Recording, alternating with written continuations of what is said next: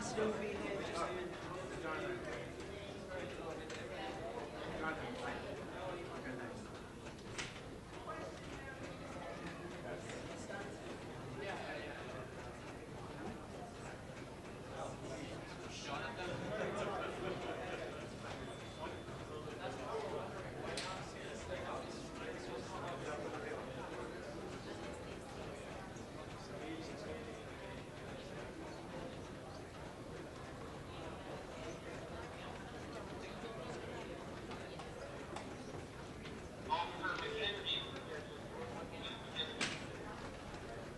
Good afternoon. In a few minutes, we will see a theater when President Macron and his colleagues will gather for the so-called conference. This is a theater because we all know that it's detached from reality. While Macron and his colleagues will celebrate 48 hostages who will stay in captivity in Gaza. We know that this conference it came to life from domestic interests. It is not diplomacy. When Hamas is praising this conference and calling it the fruit of October 7th, we know it's a problem. If a terrorist organization is supporting what's happening here, it's shameful. Many leaders today will speak about the future when Hamas will not be part of Gaza. But I will ask them, who is going to do that? Who is going to actually make sure that Hamas is not part of Gaza? The responsibility is on our shoulders. Israel is committed to continue this war until we bring back all the hostages and until Hamas is out of the game completely. That will be the time that we can speak about the future, not before and not with hollow gestures like we will see in a few minutes. Thank you. What do you think Macron and the Commonwealth, the British Commonwealth, is doing this to Israel? And also, what comments do you have towards Mondani? If elected mayor, he said he would implement the arrest of the Prime Minister Netanyahu, sir. Well, first, the candidate Mamdani should read the Constitution of the US and to learn the rules of democracy. He has no mandate on this issue. Prime Minister Netanyahu will come to speak here on Friday, and he will continue to come to speak here, even if he will get elected. I'm not getting involved in the local politics. But to President Macron and other leaders, I would say we are disappointed. On October 8th, you stood with Israel. You spoke about the hostages. Today you're moving on. You're trying to leave the hostages behind. We will not forget them. This war will not end with hostages still in Gaza. With Transcendental Television. Michael Lippin with VOA News. How much coordination does Israel have with the U.S. delegation here at the UN to try to counter this wave of recognitions of a state of Palestine that we've seen, and how much support is the U.S. providing? We are coordinating our efforts with the U.S. First, I want to congratulate Ambassador Mike Waltz for finally coming here. We were waiting for him for a long time, and we will continue to coordinate our efforts. Both the U.S. and the Israel will not participate in this charade. We will not enter the GA hall, and we will not take part in this charade. Ambassador, Shudaj with China Central Television. Just one question, very fundamental question. Is Israel still in recognition of the two-state solution? Before October 7th, there was a debate about that in Israel. After October 7th, it's off the table. Now we are focused on bringing the hostages. We are focused on eliminating Hamas. And when the day will come that there will be a genuine Palestinian leadership that will condemn terrorism, you're going to hear President Abbas soon.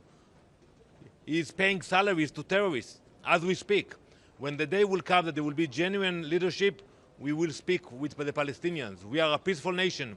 We signed multiple peace accords, and hopefully we will sign more accords in the near future. No. Ambassador, today Hamas reportedly sent a letter, or was going to send a letter to President Trump, saying that they are willing to release half of the hostages in exchange for a 60-day ceasefire. What is Israel's response? Well, Benny, I have seen the report. I don't know if it's true or not. We are putting more pressure now on Gaza City. And we are very happy to see that the population is moving out despite the threats of Hamas. And they know that we are serious, and they know that we will not stop until we will get all the hostages back home. So I think they understand that we are serious about that. This is a show, but what we are doing on the ground, that's for real. So you are waiting for Yes. Ambassador Latika Berg from the Nightly Australia. Our Prime Minister is going to tell the UN that one of the reasons they are recognising Palestine is because of your continued settlements in the West Bank and settler violence. Does Israel not share part of the blame for why so many of your traditional friends are now moving against you? Absolutely not. And I want to remind you that exactly 20 years ago, we actually took out all the Jewish communities, the so-called settlements, from Gaza. We took the cemeteries. We took everybody out from Gaza, and look what happened on October 7th. So no one can make the connection between Jewish communities and hostility of Hamas. There was a ceasefire before October 7th, and still Hamas chose to attack us. So why do you think the Israelis are moving against you? They're your friends. I can explain it that, it is a very long war. It is the longest war in our history. Many countries want to take action and to feel that they are doing something. They cannot speak with Hamas. With all due respect to President Macron, the Elysee cannot give instructions to Hamas. So it's easier to come here, make statements, take pictures. They feel they are doing something, but they are not promoting peace. On the contrary, they are supporting terrorism. I cannot hear one by one, please. Ambassador, we have a question over here. So Okay, Ambassador. I will answer it. Ambassador, will there be a reaction by Israel to these recognitions? It's Pamela Falk from U.S. News and World Report. Prime Minister Netanyahu was very clear about it. We will take action because what are we seeing now is a unilateral action. And those issues were supposed to be negotiated between Israel and the Palestinians in the future. We tried to do it in the past, many times. But to come to the UN and try to bypass it and grant recognition unilaterally, there will be consequences for that. Regarding the question of Syria, there are talks with Syria. We are waiting to hear President Giuliani words on Wednesday, and I'm sure you're going to hear also the Prime Minister words about this issue as well. Mr. Ambassador, is yesterday's formal recognition is yesterday's formal recognition by the UK of the State of Israel on par or even stronger endorsement compared to, say, 108 years ago when the same country endorsed your country to be the State of Israel effectively? So I want to remind you what happened when the UK actually, the British mandate was over and a vote came to this building to recognize Israel and an Arab state. We said yes, we grabbed the opportunity. The Palestinians said no, they rejected the opportunity. So no one can blame us for that. And I think, some countries will say that they will not recognize the Palestinian state until Hamas will be out of the game or until the hostages will come back. But they have to look at the reality. There is a very weak leadership today to the Palestinians. In Gaza, there is no leadership. Hamas will not be there. But also in Judea and Samaria, we see a very weak regime. It will be very hard for this regime to negotiate in the future. You said that there will be reactions to those recognition from France and other countries. What exactly will be the reactions? What will your government do? Well, that's for the government to decide. Prime Minister Netanyahu said it will not be discussed now. He will be coming to the UN, deliver his speech. He will fly to Washington to meet President Trump. And when he will come back to Israel after our holiday, the Jewish New Year, he will discuss what the actions will be. What is missing to... Oh, you got it. That's all right. Thank you. What is missing to get Israel back to negotiating a ceasefire? So we are willing to negotiate a ceasefire. We know what it will look like. At the end of the process, Hamas will not be there. So we are still negotiating, and we are talking with the negotiators, and we hope that there will be continuation for that. But the end game, it will be that Gaza will not have Hamas control. You say that these Western leaders, Australia, the UK, are making this decision partly based on their own voters in those countries' public support to end the war. Polls suggest that most Israelis also want an end to the war. What is wrong with listening to the people? Well, for sure we want to end the war. You know, no one wants to send his kids to fight in Gaza. You know, my late father fought in Gaza, I fought in Gaza, my son fought in Gaza. How many generations? We have no desire to be in Gaza. That's why we pulled out of Gaza. But at the same time, we have a commitment for Israeli citizens who were kidnapped on October 7th and are still in the tunnel of Gaza. We cannot leave them behind. So with all due respect, and I agree with you, that you have a lot of domestic issues in different countries, but with all due respect to those domestic issues, for us it's a non-starter. We will make sure the hostages are out of Gaza.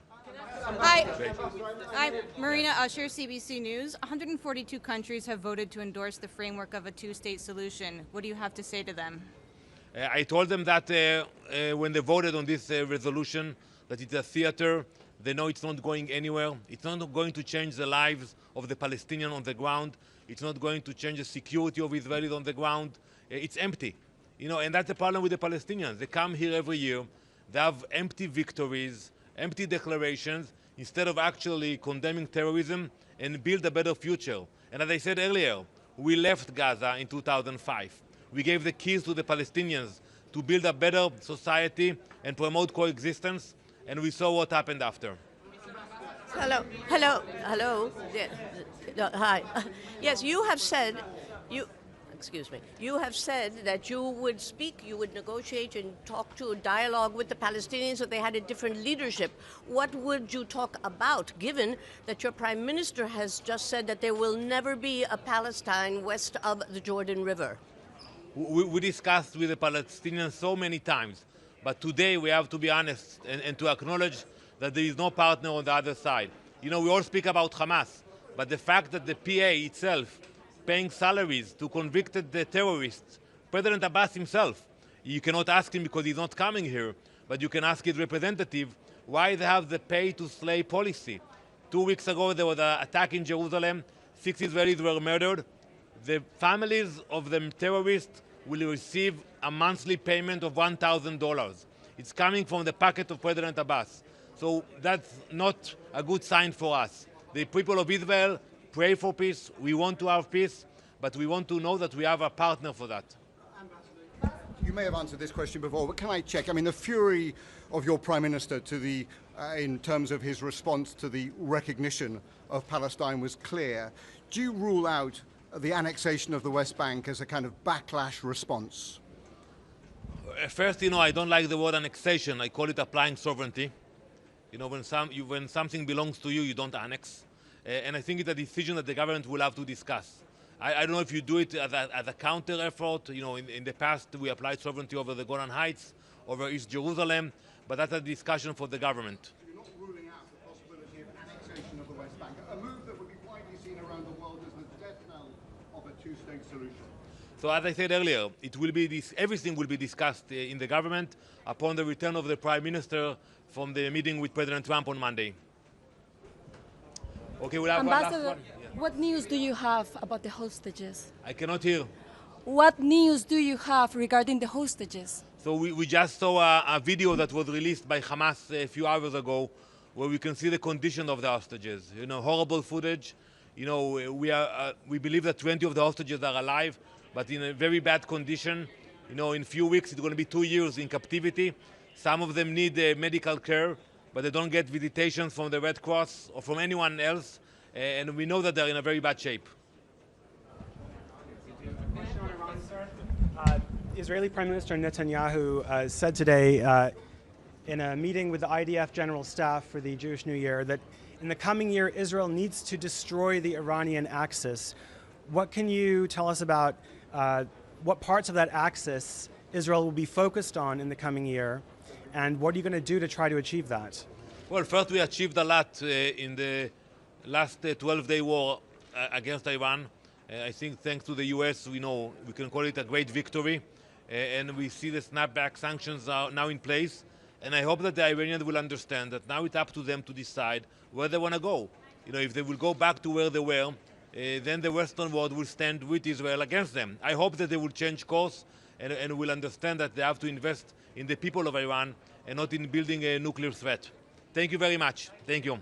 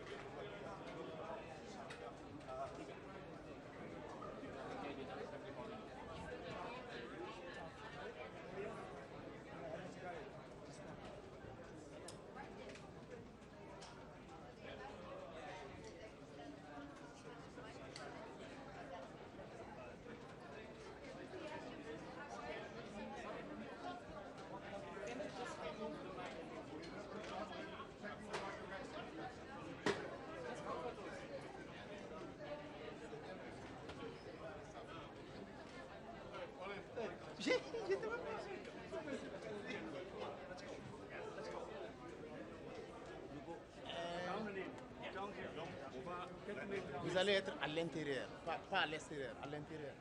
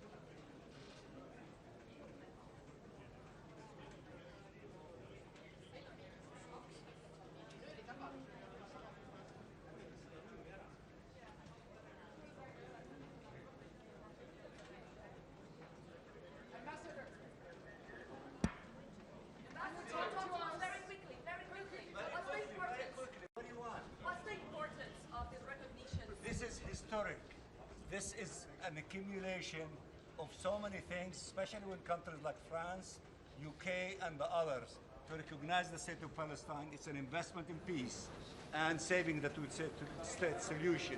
What we need, a ceasefire. What we need, the process to begin to end this illegal occupation and for Palestine to be free and to have the two-state solution a reality. This is what will happen inside today. Good to see all of you.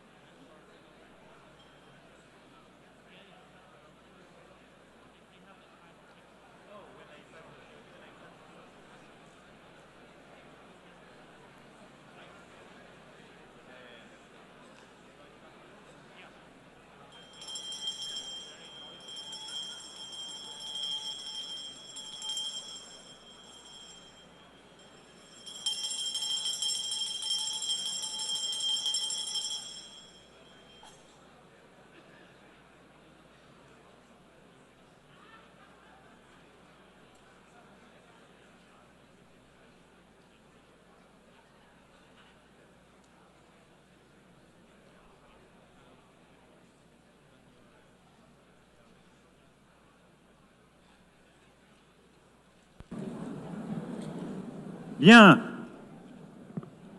La 5e séance plénière. The 5th plenary meeting of the High-Level International Conference for the Peaceful Settlement of the Question of Palestine and the Implementation of the Two-State Solution is resumed. Ladies and gentlemen, distinguished heads of state and government, ministers, Your Excellency Antonio Guterres, Secretary-General of the United Nations Organization, Your Excellency Annalena Baerbock, President of the General Assembly, Excellencies, ladies and gentlemen, it is an honor and a privilege for me to co-chair alongside the Kingdom of Saudi Arabia this conference in accordance with General Assembly Resolution 79/81 dated 3rd December 2024. We wish to extend a warm welcome to each and every one of you. Allow me now to deliver some opening remarks.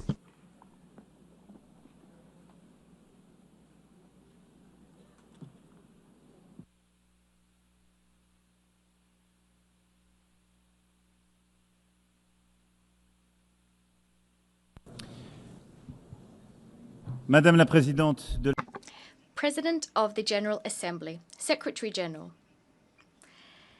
Heads of State and Government, ladies and gentlemen. We've gathered here because the time has come. The time has come to free the 48 hostages detained by Hamas. The time has come to stop war, the bombing in Gaza, the massacres and the fleeing people. The time has come because there's a pressing urgency everywhere. The time for peace has come because we're just a few moments away from no longer being able to seize peace. This is why we have gathered here today. Some might say it's too late. Others might say it's too early. But one thing is certain. We can no longer wait. In 1947, this assembly decided on the splitting of mandatory Palestine across two states, a Jewish state and an Arab state, thus recognizing the right of each of them to self-determination. The international community granted to the state of Israel at last fulfilling the destiny of this people after millennia of roaming and persecution, and Israel founded a beautiful democracy there. The promise of an Arab state to date remains unfulfilled. Since then,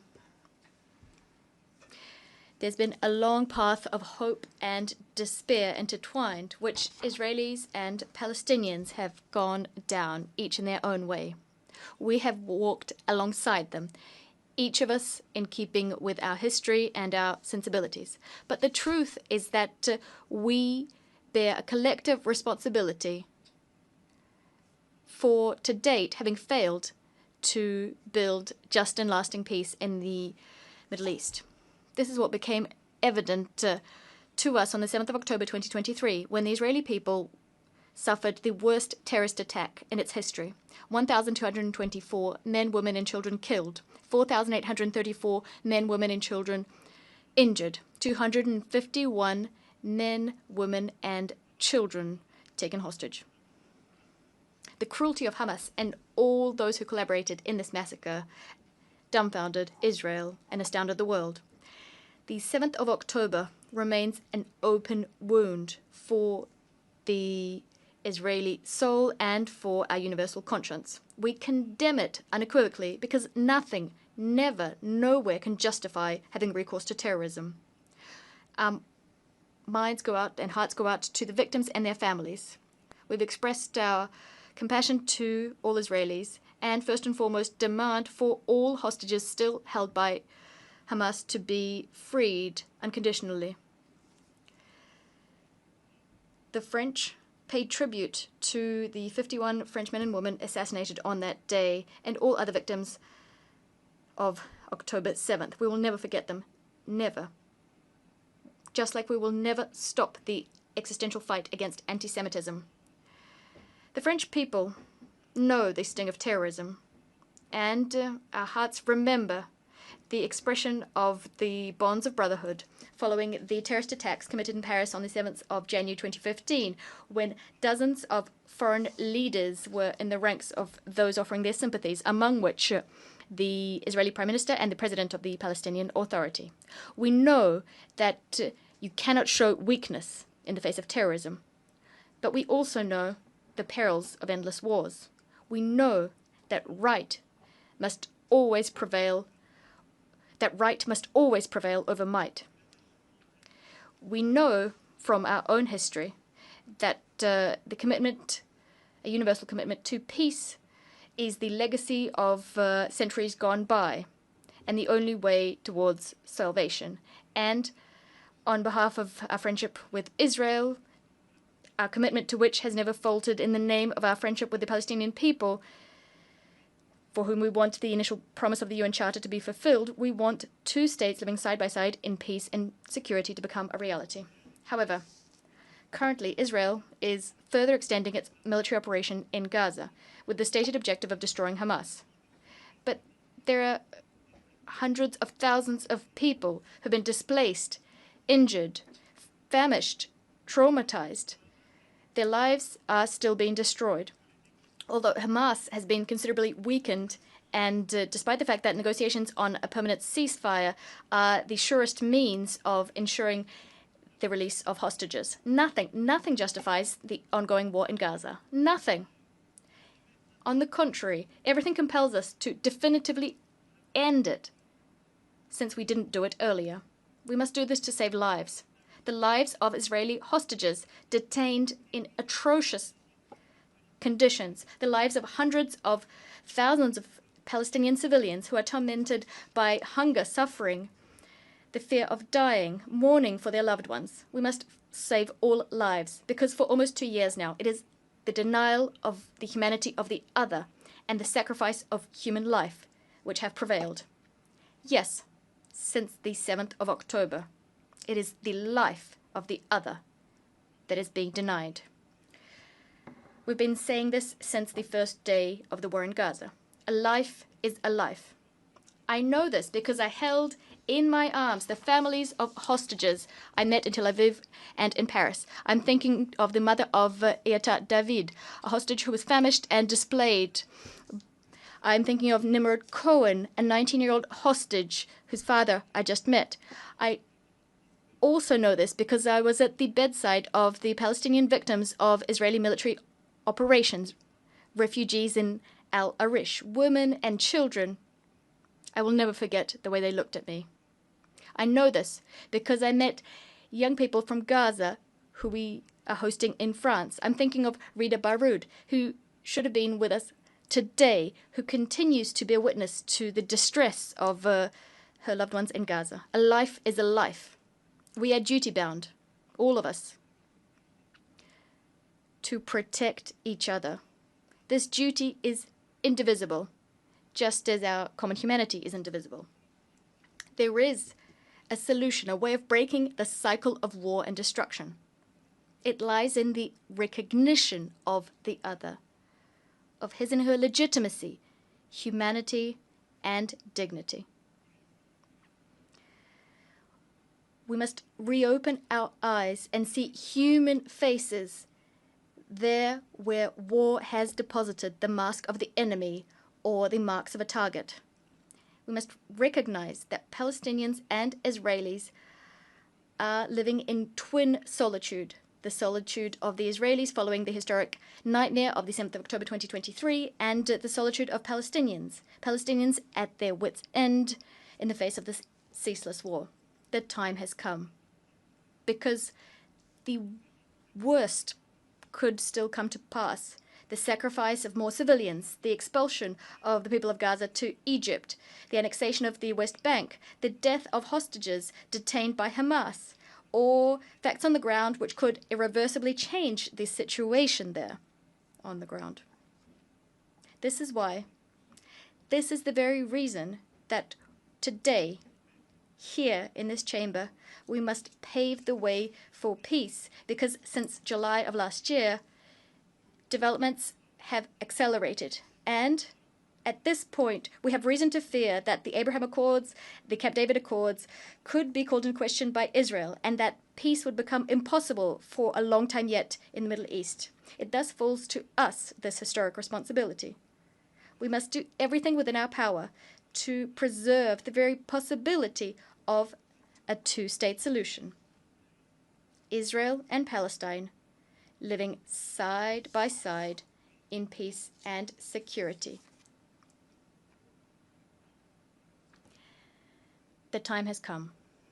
This is why, true to the historic commitment of my country to the Middle East, to peace between the Israelis and the Palestinians, this is why I declare that today France recognizes the state of Palestine.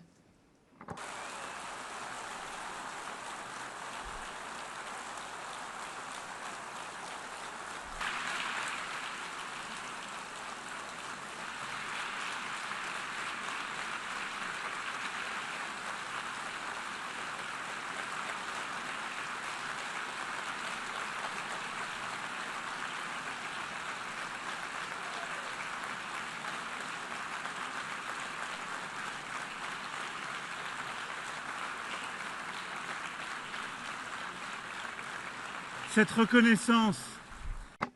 This recognition is a way of affirming that the Palestinian people is not a people too many. On the contrary, this is a people who never says goodbye to anything, as Mahmoud Darwish said. A people with a strong history, roots, and dignity. The recognition of the legitimate rights of the Palestinian people takes nothing away from the rights of the people of Israel, who France supported from day one, and to the respect of which it is staunchly committed. This is why we're so convinced that this recognition is the only solution that will allow for Israel to live in peace. France has never wavered standing by Israel's side, even when its security was at stake, including when there were Iranian airstrikes. This recognition of the state of Palestine is a defeat for Hamas, just like for all those who foment anti-Semitism, nurture anti-Zionist obsessions, and who want the destruction of the state of Israel. This recognition by France goes hand in hand with others which will be announced today, and I thank them: Andorra, Australia, Belgium, Canada, Luxembourg, Malta, Monaco, Portugal, the United Kingdom, San Marino. They are here today. They answered our call issued in July and took the responsible choice, the necessary choice, the choice to opt for peace. Spain, Ireland, Norway, and Sweden are also going down the same path, and many others did before us too. This recognition paves the way for useful negotiations, useful for Israelis and Palestinians. This path is a path towards a peace and security plan for all. France and Saudi Arabia submitted this plan to this assembly, and it adopted it by a large majority. It carries our common ambition to break the spiral of violence and to change the situation on the ground. We managed to take a step towards one another, to move away from our habitual stances and to set concrete objectives. We must now set in motion a cycle of peace that meets the needs of all parties. The top priority of this peace and security plan, and it's very urgent, that is to ensure the release of 48 hostages and put an end to military operations throughout the territory of Gaza. I commend the efforts undertaken by Qatar, Egypt, and the US to achieve this. I ask Israel to do nothing more that would thwart these efforts coming to fruition. Hamas was vanquished on the military front as we neutralized its leaders and decision makers. It must also be vanquished politically to be truly dismantled. As soon as a ceasefire is agreed, we must mount a massive collective effort to provide assistance to the people of Gaza. I'd like to thank Egypt and Jordan for their commitment and recall Israel's absolute obligation, that is to facilitate humanitarian access to Gaza to assist its population, which has lost everything. The second priority is to stabilize and to rebuild Gaza. A transition administration incorporating the Palestinian Authority, as well as the young people of Palestine, together with security forces, the establishment of which we will accelerate, will have the monopoly over security in Gaza. It will implement the dismantlement and disarmament of Hamas, and this with the support of international partners and the necessary means required for this difficult mission. France stands ready to contribute to an international stabilization mission, as well as to support, together with our European partners, the establishment and equipping of Palestinian security forces. As soon as negotiations permit, the Security Council could decide to deploy a civilian and security support mission, liaising with the Palestinian authorities and with the consent of the Israeli authorities. Furthermore, it'll be up to the state of Palestine to give hope to its people, tested by years of violence and occupation, division and negligence. It will be up to the state of Palestine to give its people a framework for democratic expression, a framework that's been renewed and that is secure. President Mahmoud Abbas committed to this before Prince Mohammed bin Salman and myself. He forcefully condemned the terrorist attacks committed on the 7th of October 2023. He reiterated his commitment to disarming Hamas and committed to excluding Hamas from future governance in Gaza, as well as from future governance throughout Palestinian territory. He reaffirmed his commitment to combating hate speech and promised an in-depth overhaul of Palestinian governance. France will pay close attention to the full implementation of all of the commitments made to us. This renewed Palestinian Authority is a necessary prerequisite for the success of the indispensable negotiations we'll need to resume to come to an agreement on each of the final status issues. It's within this framework that I will be able to decide to open an embassy to the state of Palestine as soon as all of the hostages detained in Gaza have been freed and a ceasefire has been established. What France will be demanding of Israel will be just as considerable. Together with our European partners, we will be pegging, that is, our level of cooperation with Israel to the provisions, the measures Israel will be taking to put an end to the war and negotiate peace. It's thanks to this path that we will get a state of Palestine which is sovereign, independent, and demilitarized, bringing together all of its territories, recognizing Israel and being recognized by Israel in a region which will at last see peace reign upon it.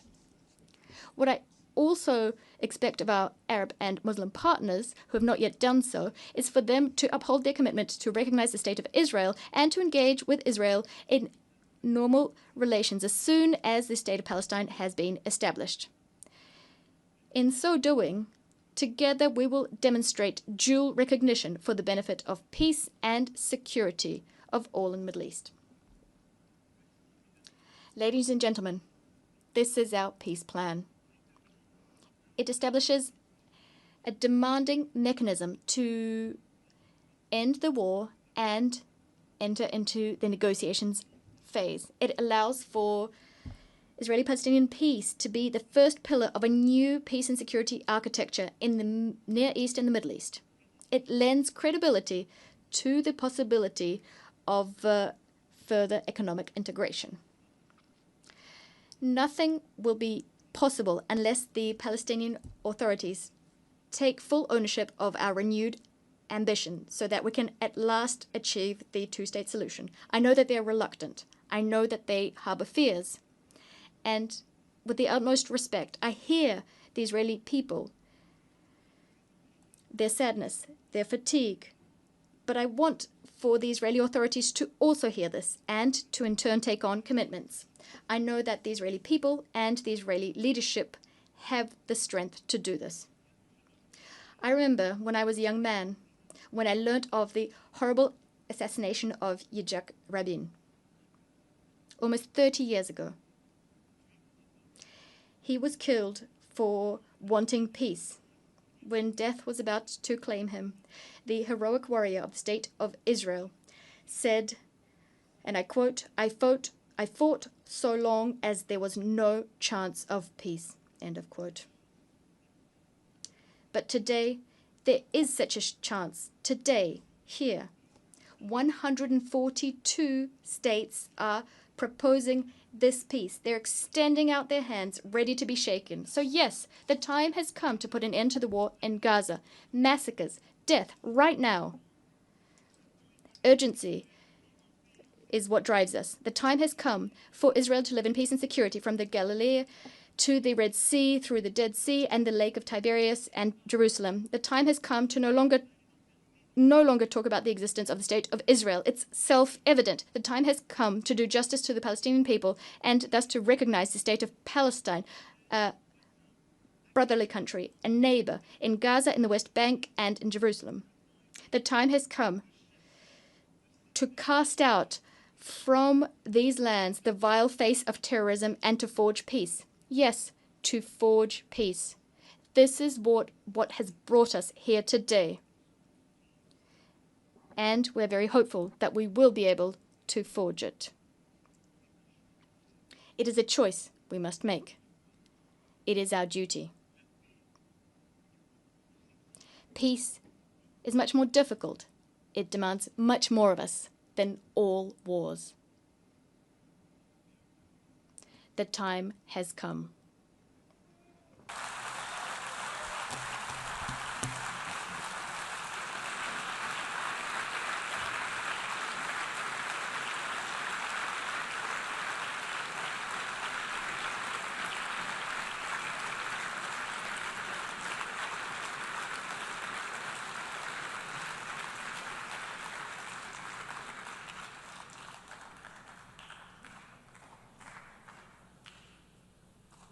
Merci pour votre attention. Thank you for your kind attention. I now invite His Royal Highness,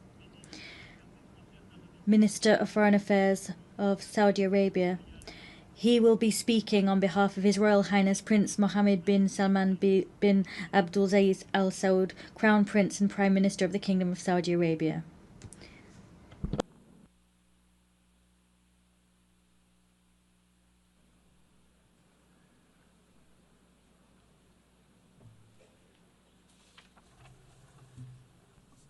In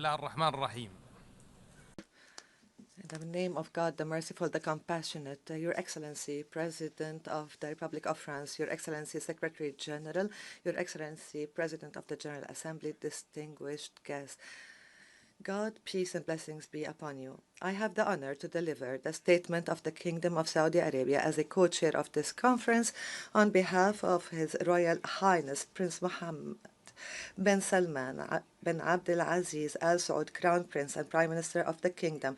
It is my pleasure to convey to you the greetings of His Majesty King Salman bin Abdulaziz Al Saud, the custodian of the two holy mosques, and his wishes along with the Crown Prince's wishes for the success of this conference. We thank His Excellency President Macron and His Excellency Antonio Guterres for their efforts towards achieving the two-state solution. We thank him also for recognizing the State of Palestine. This conference is convened under the joint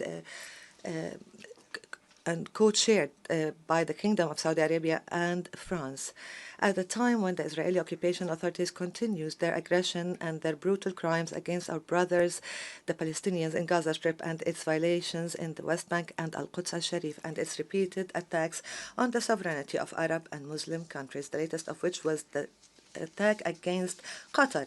This underlines the insistence of Israel to continue with its aggressive practices that threaten regional and international peace and stability and undermine efforts of peace in the region. This reiterates our deeply rooted conviction that the implementation of the two-state solution is the only way to achieve just and permanent peace.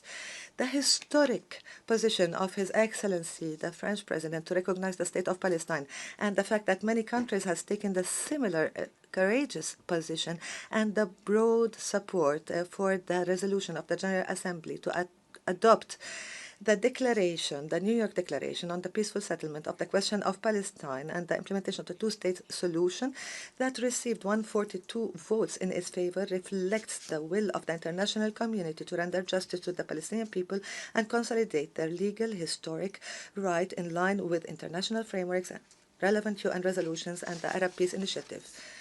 The Kingdom is keen on continuing its partnership with France and all countries calling for peace to follow up on the implementation of the outcomes of this conference, to put an end to the war in Gaza and stop all unilateral measures that threaten Palestinian sovereignty, to work on ending the conflict in the region and establish the Palestinian independent state on the 1967 borders with East Jerusalem as its capital. In conclusion, we thank again those countries that have recognized or have announced their intention to recognize the State of Palestine. We call all other countries to take a similar historic step that will have a great impact on supporting the efforts towards the implementation of the two-state solution, achieve permanent and comprehensive peace in the Middle East, and find a new reality whereby the region can enjoy peace, stability, and prosperity. Thank you.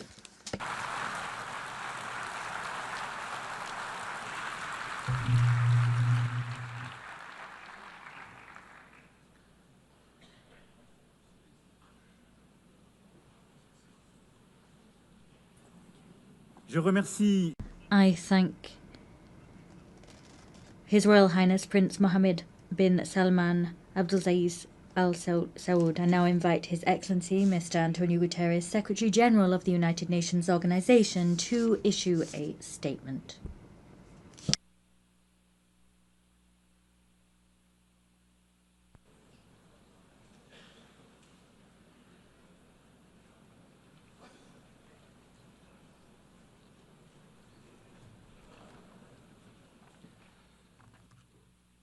Distinguished co-chairs, Excellencies, ladies and gentlemen, I thank the government of France and the Kingdom of Saudi Arabia for convening this international conference on implementing the two-state solution.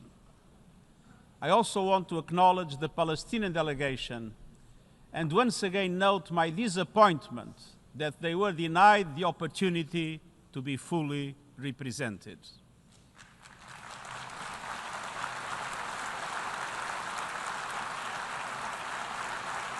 Excellencies, let's have no illusions. The Israeli-Palestinian conflict has gone unresolved for generations. Dialogue has faltered. Resolutions have been flouted. International law has been breached. Decades of diplomacy have come up short. The situation is intolerable and it is deteriorating by the hour. We are here today to help navigate the only way out of this nightmare, a two-state solution, where two independent, sovereign, democratic states, Israel and Palestine, live side by side in peace and security with their secure and recognized borders on the basis of pre-1967 lines, with Jerusalem as the capital of both states, in line with international law, UN resolutions, and other relevant agreements. I welcome the measures many member states are taking to galvanize support for the two-state solution, including the pledges to recognize the State of Palestine. And I welcome the General Assembly's endorsement of the New York Declaration. Excellencies, nothing can justify the horrific 7 October terror attacks by Hamas or the taking of hostages, both of which I have repeatedly condemned. And nothing can justify the collective punishment of the Palestinian people or any form of ethnic cleansing. The systematic decimation of Gaza, the starvation of the population, the killing of tens of thousands of civilians, most of them women and children, and hundreds of our own humanitarians. I call once again for an immediate and permanent ceasefire, the immediate and unconditional release of all hostages, and the immediate, full, safe, unconditional, and unhindered humanitarian access. Excellencies, nothing can also excuse developments in the West Bank that pose an existential threat to a two-state solution. The relentless expansion of settlements, the creeping threat of annexation, the intensification of settler violence, all of it must stop. The situation is morally, legally, and politically intolerable. We must recommit ourselves to the two-state solution before it is too late. A solution in which two independent, contiguous, democratic, viable, and sovereign states are mutually recognized and fully integrated into the international community. Excellencies, those who stand in the way are obligated to answer a fundamental question. What is the alternative? A one-state scenario where Palestinians are denied basic rights, expelled from their homes and their land, forced to live under perpetual occupation, discrimination, and subjugation? How is this possible in the 21st century? How is it acceptable? This is neither peace nor justice. It will only increase the growing isolation of Israel on the global stage, and let's be clear, statehood for the Palestinians is a right, not a reward.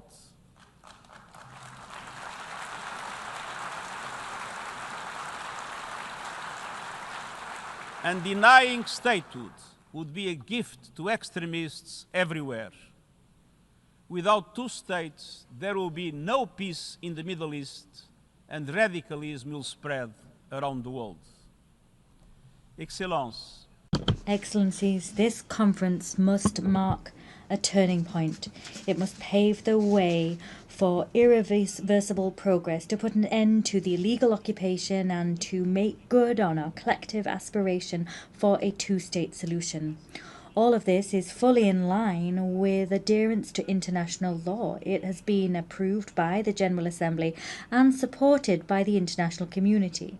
It is the only credible path towards a just and lasting peace between the Israelis and the Palestinians, and the only credible path towards peace and security throughout the Middle East as a whole. This will demand difficult decisions be taken from us all. This will demand courage and leadership based on principles from all sides. I urge you to do everything in your power to allow the two-state solution to prevail. This for the peoples of Israel, Palestine, and for humankind as a whole. I thank you.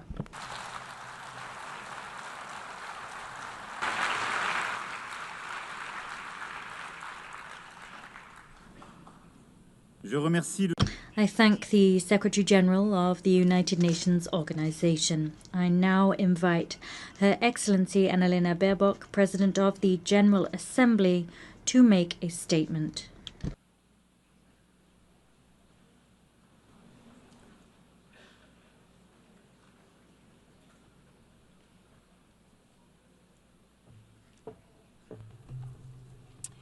Your Excellency President Emmanuel Macron, Your Royal Highness Crown Prince Mohammed bin Salman, Your Highness Prince Faisal bin Farhan, Mr. Secretary-General, Excellencies. Taking over the presidency of the General Assembly, I received many letters. One moved me deeply. Attached to it were drawings by 3 Palestinian children, Remas, Enas, and Tretal. The images were heartbreaking. One showed a school before and after, beneath a bright sun and a blue, clear sky. In the first, the school with open doors and happiness. In the second, their school lies in rubble. A lone boy stands on the debris of what must be once have been his safe place. Perhaps he had a favorite class, a favorite teacher, like our children, a best friend he played with there. Now, all of it is gone. All of the laughter of the children blown away. At that age, children should not be drawing pictures of war. Children should be learning mathematics. They should be playing with friends and scratch dragons or castles, not death and destruction. Yet for the children of Gaza, this is their reality. Their horror lasted and lasts for over 700 days. Tens of thousands have lost their lives. Tens of thousands of dreams which never will come true. So many killed without the world even learning their names. Until we heard one voice so loud we could not overhear it. The voice of Hind Rajab, captured in a phone call with a red crescent while shelling rained down. After the car she was in was attacked, over and over again, killing her aunt, uncle, and 3 of her cousins next to her. She called over and over again, "I'm so scared, please come." The rescuers tried to calm her as they tried to reach her. They could not. Hind was killed before help arrived. The world failed her. As the world has also failed Kfir Bas and his brother Ariel. Kfir was just 9 months old, the youngest child abducted by Hamas on October 7th, taken with his 4-year-old brother Ariel and their mother. Both were killed in Gaza by terrorists. The world will remember their names as symbols of innocent childhood stolen by terror.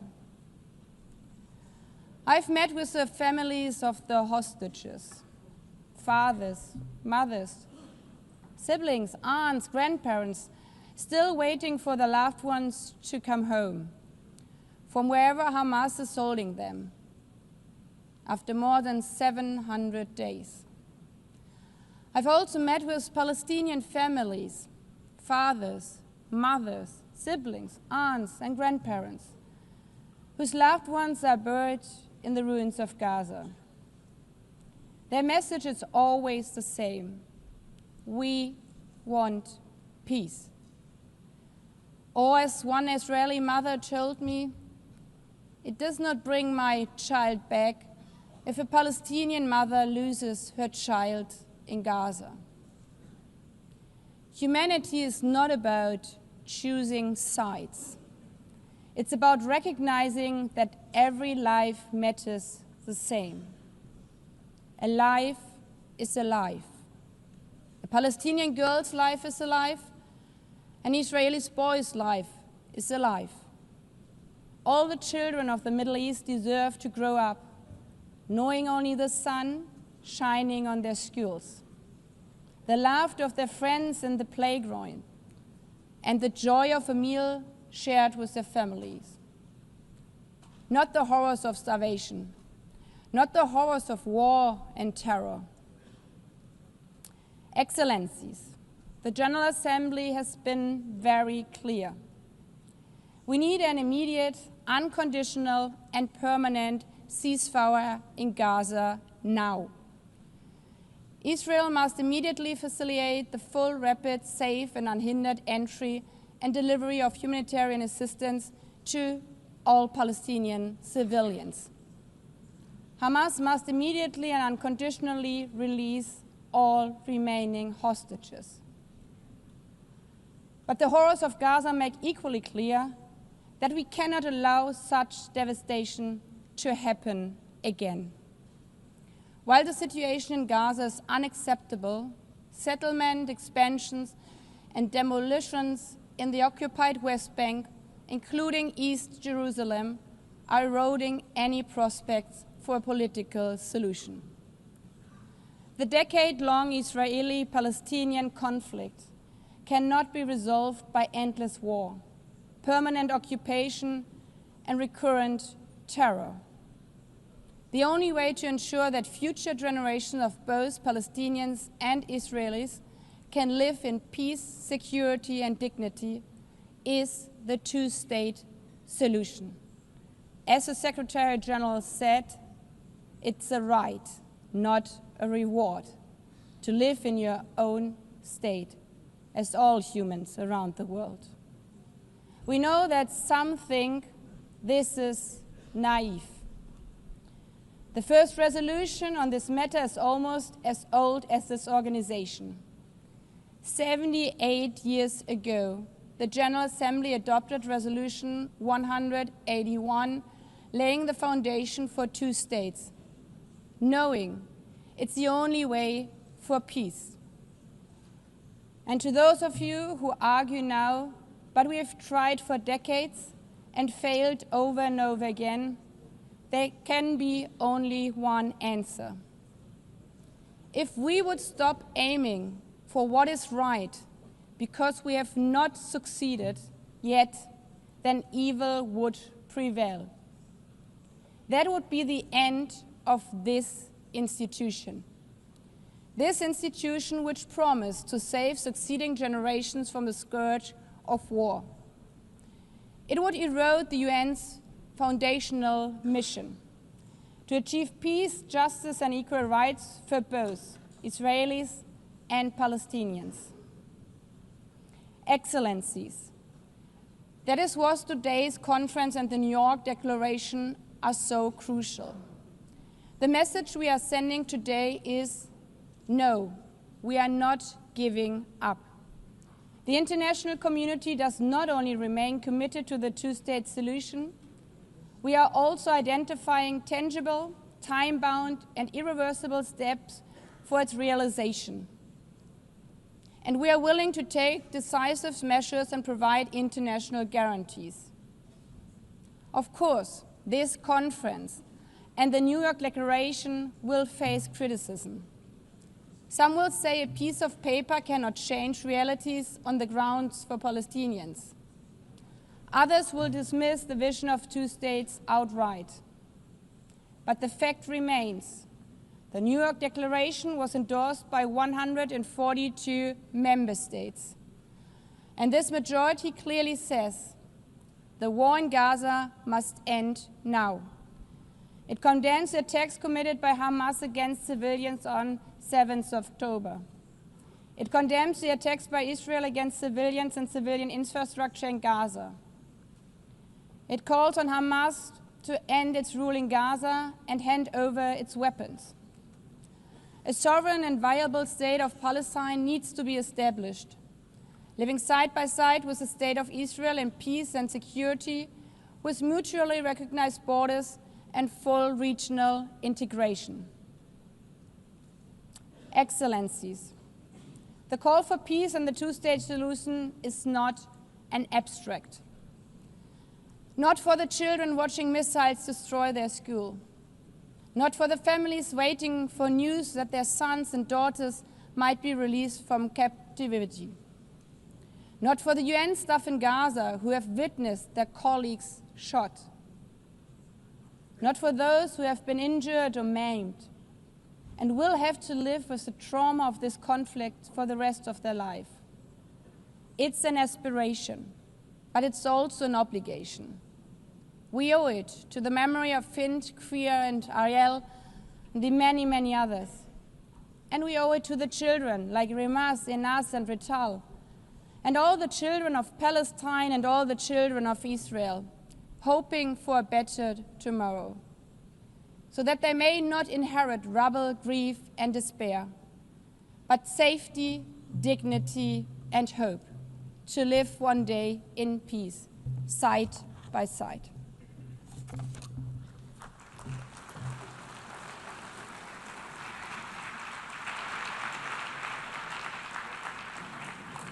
Je remercie Madame. I thank the President of the General Assembly. I now invite His Excellency Mahmoud Abbas, President of the State of Palestine, to deliver a statement via video conference.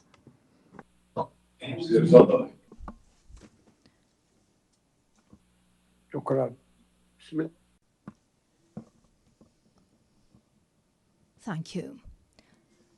Your Excellency, President Emmanuel Macron, Your Royal Highness, Prince Mohammed bin Salman Al Saud,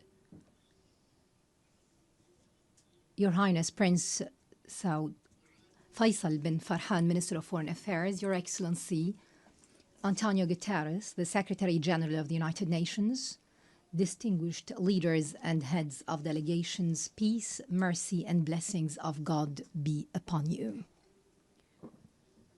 On behalf of the State of Palestine, I would like to express my deepest appreciation for the co-presidency, the United Nations, and all participating states for the historic New York Declaration that was issued during July's conference and adopted by the General Assembly by an overwhelming majority. It marked the beginning of an irreversible path towards ending the humanitarian catastrophe and ending occupation pursuant to international legitimacy and the Arab Peace Initiative. It was the embodiment of an independent state of Palestine with East Jerusalem as its capital, living side by side with Israel in peace, security, and good neighborliness. The declaration stressed that the war against our people must come to an immediate and durable end. It noted that the crimes emanating from the siege, the starvation, and destruction cannot be a means of achieving security. Therefore, we call for a permanent ceasefire. We need to ensure humanitarian access through the United Nations and UNRWA. We need to guarantee the release of hostages, all hostages and prisoners, with the withdrawal of the occupation forces from Gaza. We need a start without delay of Gaza and the West Bank reconstruction through the Cairo International Conference.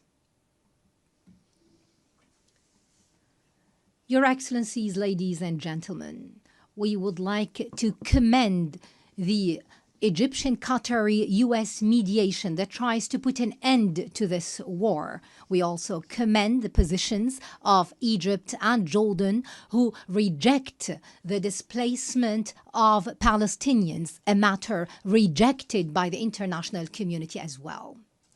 The State of Palestine is the only entity eligible to assume full responsibility for governance and security in Gaza.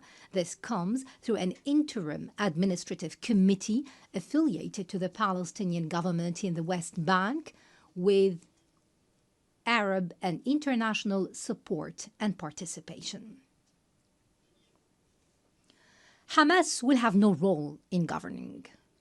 Hamas and other factions must surrender their weapons to the Palestinian Authority. What we want is one unified state without weapons, a state with one law and one legitimate security forces. We stress our condemnation of the occupation's crimes. We also condemn the killing and detention of civilians, including Hamas's actions on October the 7th, 2023. On the other hand, we call for an end to the settlements the annexation, settlers' terrorism, and the attacks against Islamic and Christian holy sites. We condemn the occupation policies that isolate Jerusalem, Al-Quds, and expand construction on Area E1. We condemn the narrative, the Israeli narrative on Greater Israel, which flouts international law. It represents a direct threat to Arab national security and international peace. This comes in addition to the brutal aggression against the sovereignty of the brotherly state of Qatar and other Arab countries. This necessitates a firm, deterrent international stance. Ladies and gentlemen, the State of Palestine continues to adopt a comprehensive reform agenda promoting governance, transparency, the rule of law, and the reform of the financial system. It also works on the reform of educational curriculum in line with the UNESCO standards, and this will be achieved within 2 years. We're establishing a unified social welfare system after the abolition of all previous payments to the families of prisoners and martyrs. This system is currently undergoing international audit by a specialized international firm. We underline our commitment to organize presidential and parliamentary elections after the end of the war, and within 1 year, we will draft an interim constitution within 3 months to ensure the transfer of power from the authority to the state. This will ensure that no party or individual will participate unless they adhere to the political program and the international commitments of the Palestine Liberation Organization and the rules of international legitimacy. The elections will be held under international observance. Ladies and gentlemen, we desire a modern democratic state based on the rule of law, pluralism, power sharing, equality, justice, and the empowerment of women and youth. We commend the positions of those countries that recognized the State of Palestine. We call on those who have not yet done so to follow suit. We call for your support so that Palestine become a full-fledged member of the United Nations. We have already recognized the right of Israel to existence in 1988 and in 1993, and we still recognize the State of Israel. In this vein, I would like to thank France, Britain, Canada, Australia, and Belgium, in addition to Portugal, Luxembourg, San Marino, and Andorra, and other countries that have been mentioned by His Excellency, the President of France. And we recall with appreciation all 149 countries who have already recognized the State of Palestine earlier. They have participated in our long struggle, the last of which was Spain, Ireland, Norway, Slovenia, and Armenia. We would also like to commend the important role of the presidency of this conference, the Kingdom of Saudi Arabia and France, as well as Britain, in galvanizing more international recognition. We'd also like to thank all participating countries in this conference for their important role, issuing the New York Declaration and taking irreversible steps to bring about durable peace based on the two-state solution and based on international legitimacy. We would also like to commend the role of the brotherly and friendly countries that support our Palestinian cause in the international fora. We would like to commend, in particular, the role of Algeria, which is assuming the Arab seat in the Security Council. We commend the positions of the peoples and organizations that support the legitimate rights of the Palestinian people to freedom, independence, and statehood. We reject any confusion, I repeat, any confusion between the solidarity with the Palestinian cause and the issue of anti-Semitism. We reject the latter, proceeding from our values and principles. We would also like to express our readiness to work with the US President Donald Trump, with Saudi Arabia, France, and the United Nations and all partners to implement the peace plan adopted during this conference within a specific timetable with international guarantees and monitoring.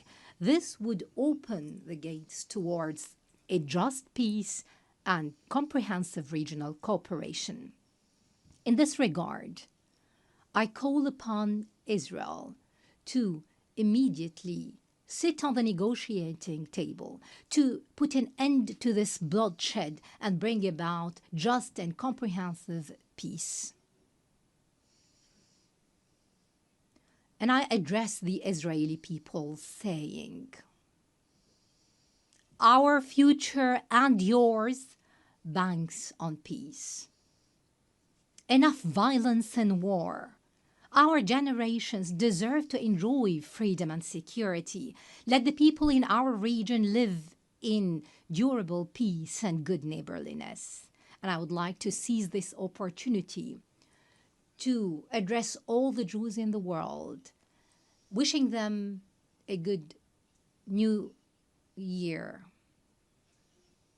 And to our patient Palestinian people in their homeland and everywhere, I would like to tell you that the dawn of freedom and liberty is coming, no doubt. That day, ladies and gentlemen, is the day of the State of Palestine and the start of the peace process in the Middle East. We hope that we will call very soon to an international conference that will bring about this matter. Peace and blessings of God be upon you.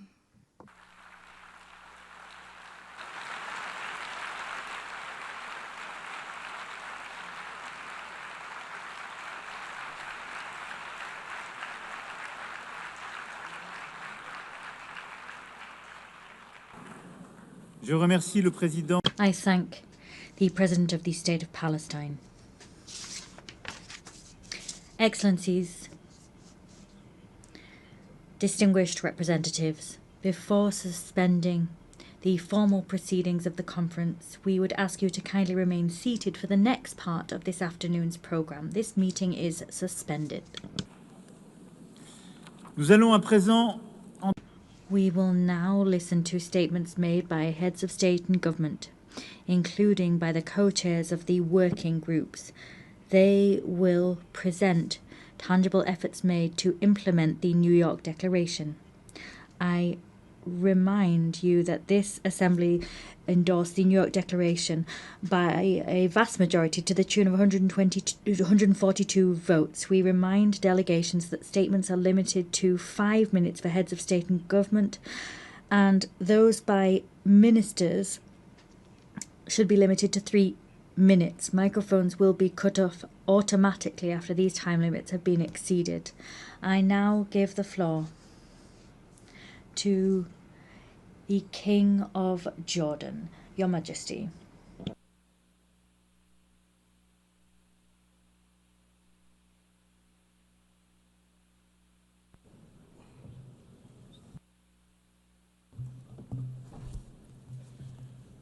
Bismillah ar-Rahman ar-Rahim. Friends, I thank France and the Kingdom of Saudi Arabia for convening this meeting. We meet here at the UN, where every country, every people, are promised a voice. We meet to raise our voices for peace and for justice, for the only path to ensuring security for the Middle East and beyond the two-state solution. This year marks the 80th anniversary of the United Nations. Almost every year since, our countries have met within these halls to decry the injustice and violence of the Palestinian-Israeli conflict and seek solutions. And now, for nearly 2 years, we have been witnesses to a horrific level of bloodshed and destruction in Gaza. It stands in flagrant violations of international laws and the values of our shared humanity, and it threatens the foundations of future peace. The war in Gaza must end. Humanitarian aid must flow unhindered, and all illegal and unilateral measures in the West Bank and settler violence must also end. A clear choice stands before us. On one side, to continue down the dark and bloody path of war and conflict, or to take the path of peace through the two-state solution. And today, the world is taking a significant step on the path to achieving just and lasting peace. This global rally behind the two-state solution sends a clear message. The conflict must end. The two-state solution is the only path to the just and lasting peace that fulfills the rights of all our peoples. We thank all countries that have recognized the state of Palestine, and now we must work to stop all measures that undermine the two-state solution. We must make sure that today is a step in a continued effort to realize it. As we work on ending the war in Gaza, we must also do all we can to restore hope. The commitment so many countries are making to a future of peace today begins that long, difficult, but essential process. Thank you.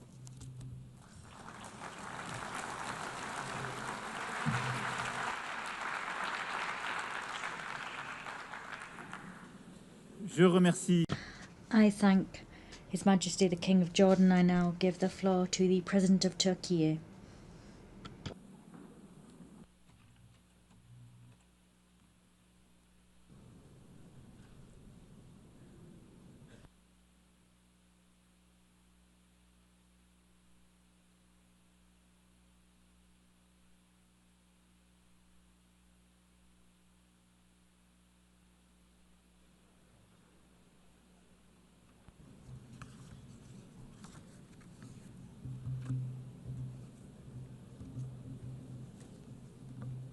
Sayın Devlet Excellencies, heads of state and government, His Excellency the Secretary-General, esteemed delegation members, let me greet you all with most heartfelt feelings and with kind regards.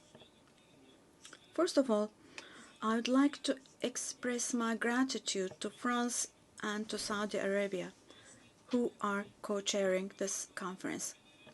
I congratulate all the countries that have decided to recognize the state of Palestine for honoring the voice of justice and of conscience. I hope that this step, along with the initiatives to be undertaken in the coming period, will accelerate the implementation of a two-state solution. In our region, an unprecedented catastrophe has been unfolding for nearly 2 years now under the Israeli government's heavy and inhumane attacks. The massacre and brutality in Gaza continues with all its intensity. Since it is true that anyone who has a conscience cannot possibly accept this or remain silent vis-à-vis all this, the Netanyahu government is trying to make sure the following. Their goal is to make the establishment of a Palestinian state impossible and to force the Palestinian people to emigrate as much as possible. In the midst of these negative developments of a group of countries, among them members of the UN Security Council, they have taken the decision to recognize the state of Palestine, and this is an extremely significant and historic step. Now, we wholeheartedly wish we could see Palestinian President Mr. Abbas to be able to speak in this conference here today. Nevertheless, I find it extremely valuable that all the participants speaking today are also serving as the voice of the Palestinian people. It is also a fact that today the Palestinian cause has become a global issue.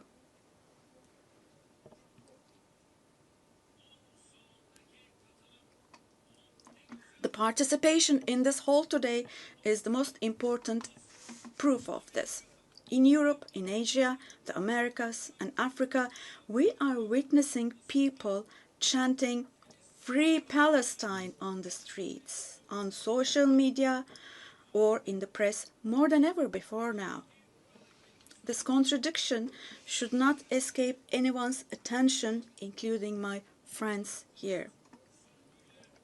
The Netanyahu government governs today a society who, in the past, was targeted for eradication with the persecutions of the Holocaust. And today, his government is committing genocide against its own neighbors with whom they have shared the same land, the same water, air, and sea for thousands of years. Standing up against this oppression is not only a legal duty of the international community, but also a moral responsibility. The international community must stop expansionism in the West Bank, also the fait accompli in East Jerusalem, and the attempts to spread instability in the region. Otherwise, we cannot possibly talk about the presence of an international order or talk about defending universal values. The goal of deepening occupation and annexation policies is clear. The goal is to kill the vision of a two-state solution, to leave no ground for the state of Palestine to survive, to exile the Palestinian people, and to implement their expansionist ambitions by fueling instability in the region. Now, this cannot be allowed. At this conference today, I hope that the countries that have shown the courage to recognize the state of Palestine will follow through on this historic stance with determined, concrete, and deterrent steps. It is now necessary to declare a ceasefire, ensure unhindered access to humanitarian aid to Gaza, and for Israel to withdraw its forces from Gaza.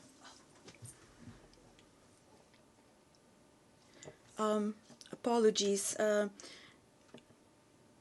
I cannot hear the president. I lost his voice.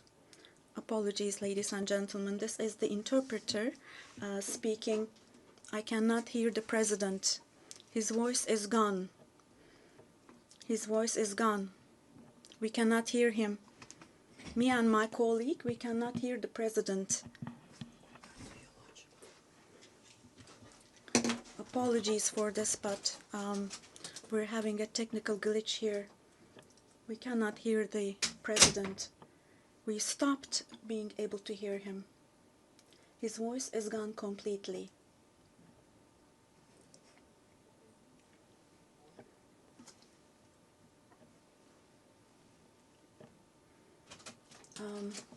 Sorry, but we cannot hear the president. His voice is gone completely. We stopped being able to hear him.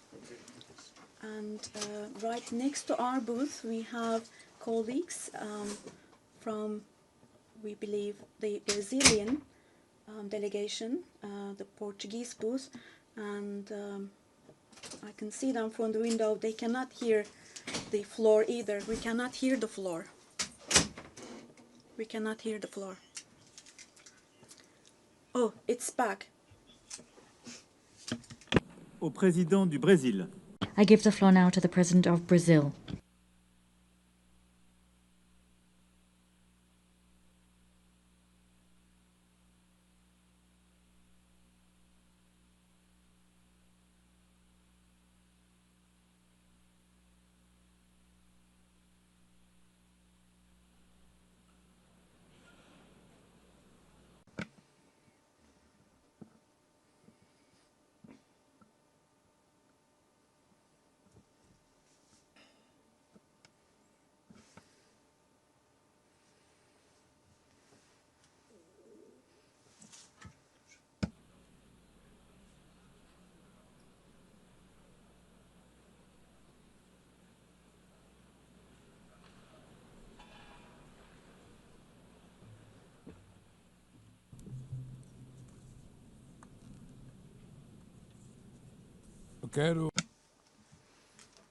I would like to commend President Emmanuel Macron and Prime Minister Mohammed bin Salman for leading this important process and event.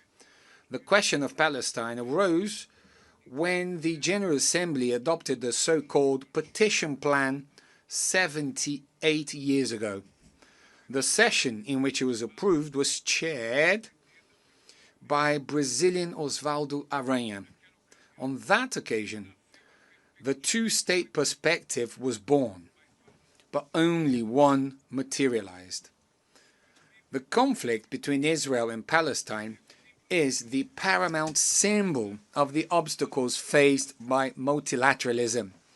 It shows how the tyranny of the veto sabotages the very reason for the UN's existence, of avoiding atrocities like the ones that motivated its founding from happening again. It also goes against its universal vocation, blocking the admission as a full member of a state whose creation derives from the authority of the General Assembly itself.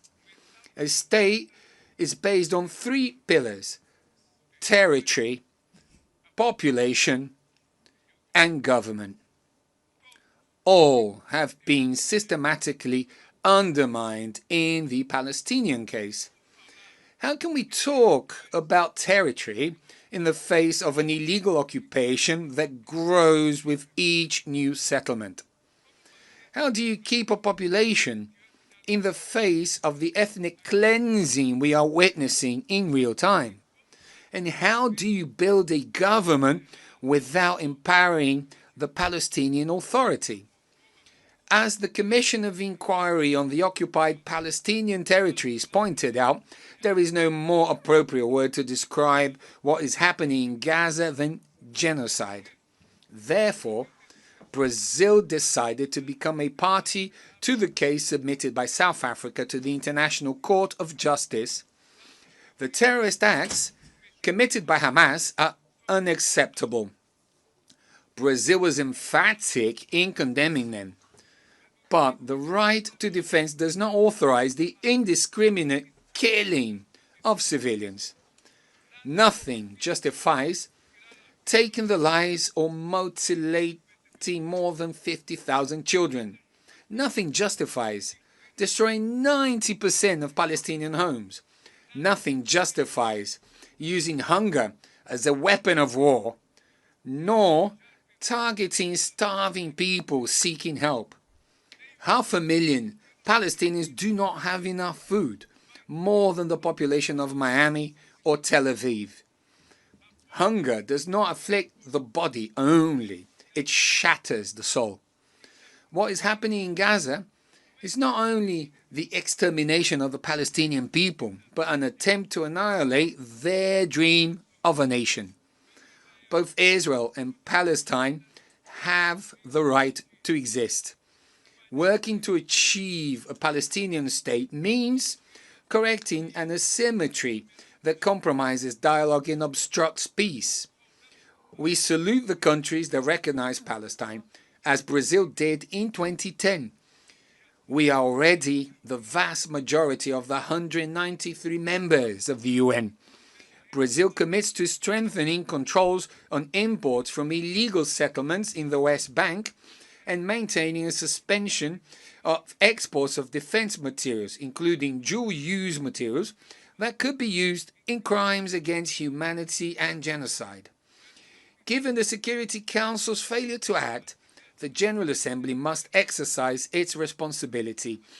We support the creation of a body inspired by the Special Committee Against Apartheid, which played a central role in ending the South African racial segregation regime, securing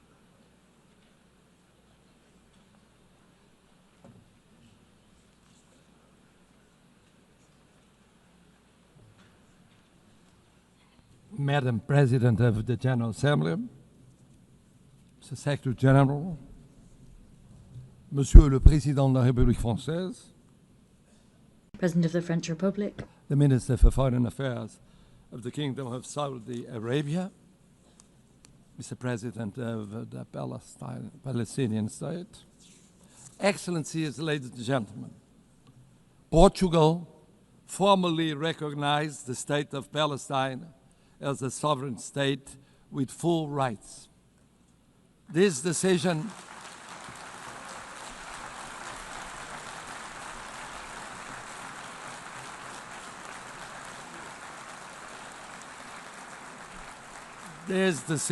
reflects our conviction that the two-state solution is the only viable path for a just and lasting peace in the Middle East. By reaffirming it here, Portugal seeks to contribute to a broader international effort towards peace, justice, and stability. If we do not act, the crisis will leave scars for generations, fueling extremism and further instability. So, humanitarian access must be ensured without delay. All hostages must be released. Terrorism like October the 7th can never be justified. And civilians, regardless of nationality, religion, or ethnicity, must be protected at all times. And therefore, a ceasefire must be attained immediately. Portugal's commitment to peace in the Middle East has been constant and clear.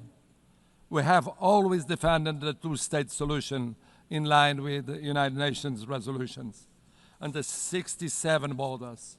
We supported Palestine's observer status in 2012, voted to enlarge its rights in the Assembly in 2024, and endorsed the New York Declaration earlier this year. We welcome the unprecedented commitments made by the Palestinian Authority in the context of the New York Declaration. We recognize that both countries continue to face security threats, which must be addressed through dialogue, cooperation, and the pursuit of a just and lasting peace.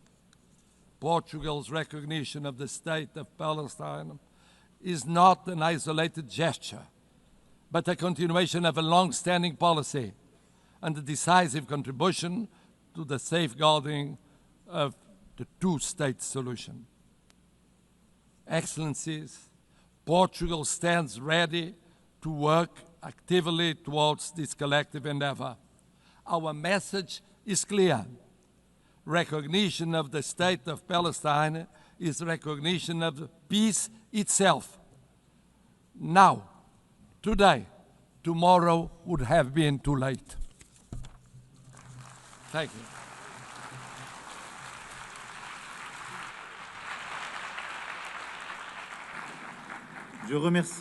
I thank the President of Portugal. I now give the floor to the President of Indonesia.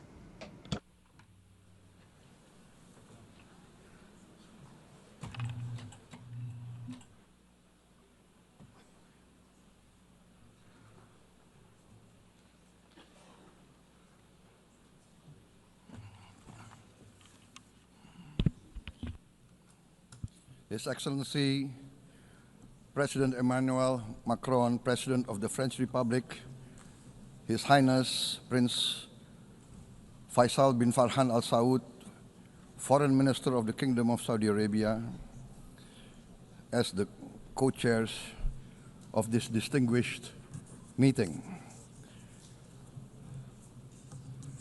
Co-chairs, Excellencies, distinguished representatives of the United Nations, I wish to extend our deepest appreciation and highest regards to the governments of France and the Kingdom of Saudi Arabia for their leadership in convening this important deliberation.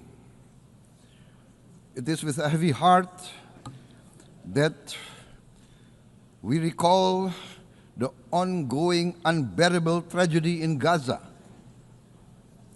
Thousands of innocent lives, many of them women and children, have been killed. Famine looms.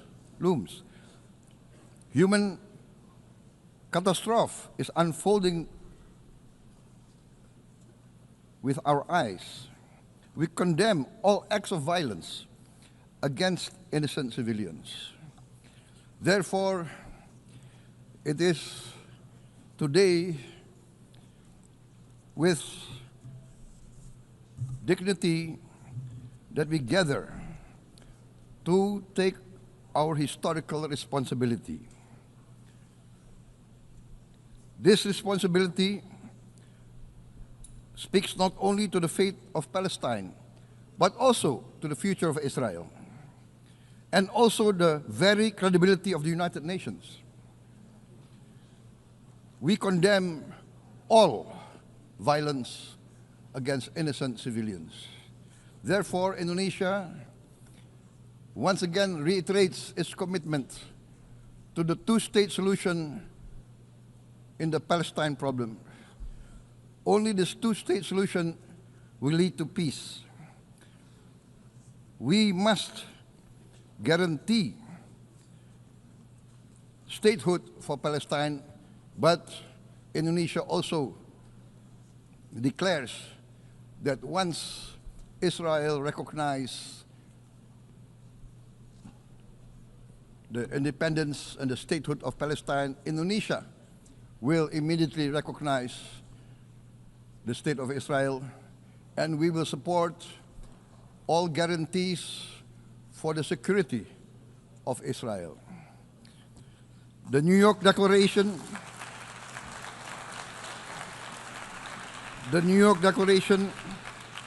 has provided a peaceful and just pathway towards peace. Statehood must mean peace. Recognition must mean a real chance towards lasting peace. It must be a real peace for all sides, for all parties. Distinguished Excellencies, we commend the leading states of the world that have taken this principled step. France, Canada, Australia, the United Kingdom, Portugal, and many other leading countries of the world have taken a step on the right side of history. The recognition of the state of Palestine is the right step on the right side of history. To those who have yet to act, we say, history does not stand still. We must recognize Palestine now. We must stop the humanitarian catastrophe in Gaza. Ending the war must be our utmost priority. We must overcome hatred, fear.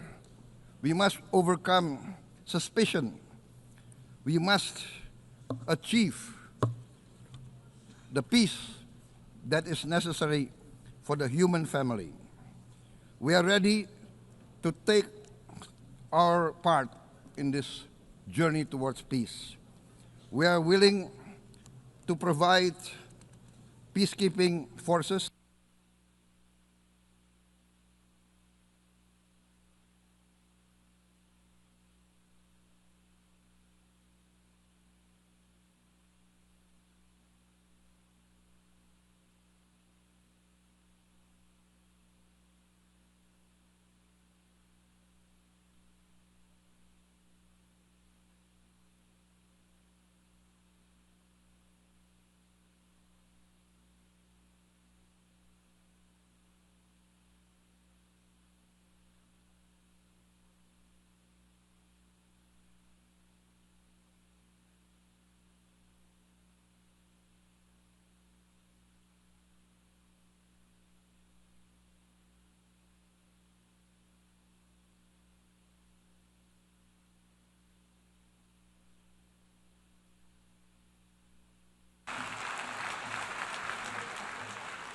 Thank you very much.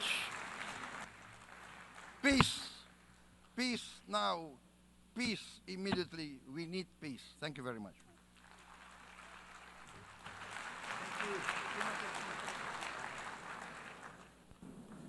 Je remercie le président de l'Indonésie. I thank the President of Indonesia. I now give the floor to the President of Senegal.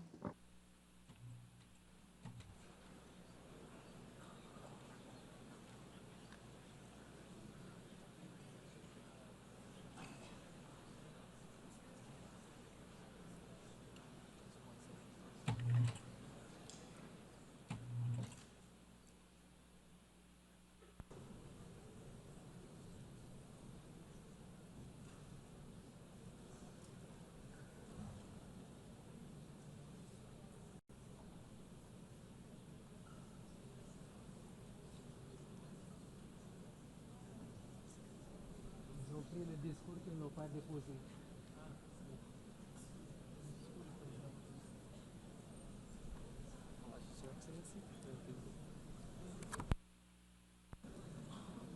Messieurs les co-présidents, Co-chairs, dear colleagues, Secretary-General of the United Nations, ladies and gentlemen, I commend the leadership of France and Saudi Arabia, and I commend the commitment of all here present to the Palestinian cause.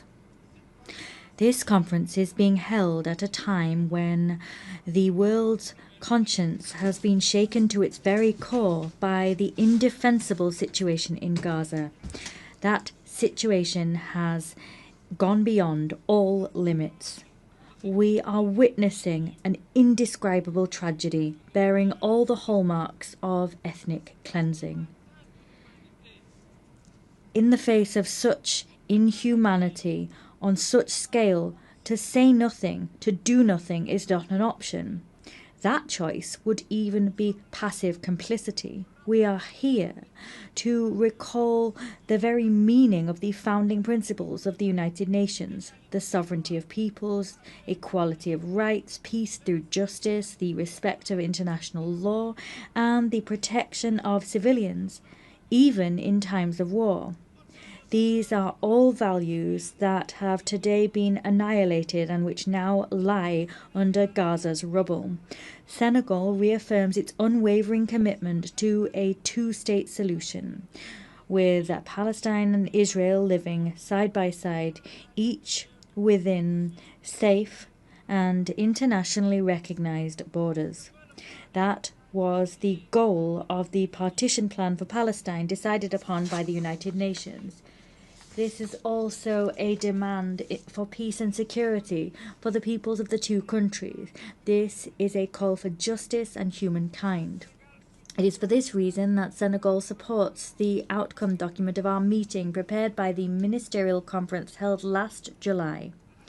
My country at that conference co-chaired the round table on compliance with international law. To make a difference, we must together send out a clear message. The occupation must cease. The suffering of civilians must cease. We must work towards an immediate ceasefire. Israel must stop its bombing and authorize the delivery of humanitarian aid by the United Nations.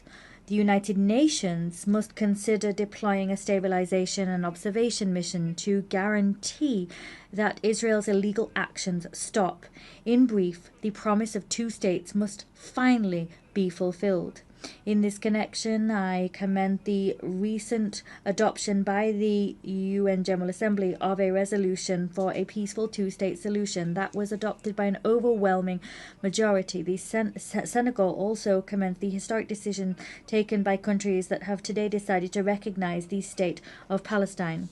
As chair of the Committee on the Exercise of the Inalienable Rights of the Palestinian People, Senegal will continue to get on board with any initiative aimed at fostering the return of a lasting peace to Palestinian lands.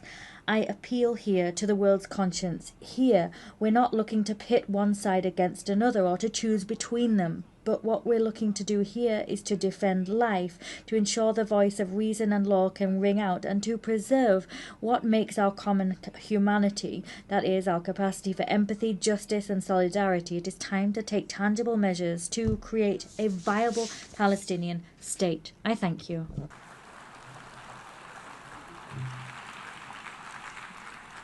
Je remercie le président. I thank the President of Senegal. I now give the floor to the Sovereign Prince of Monaco.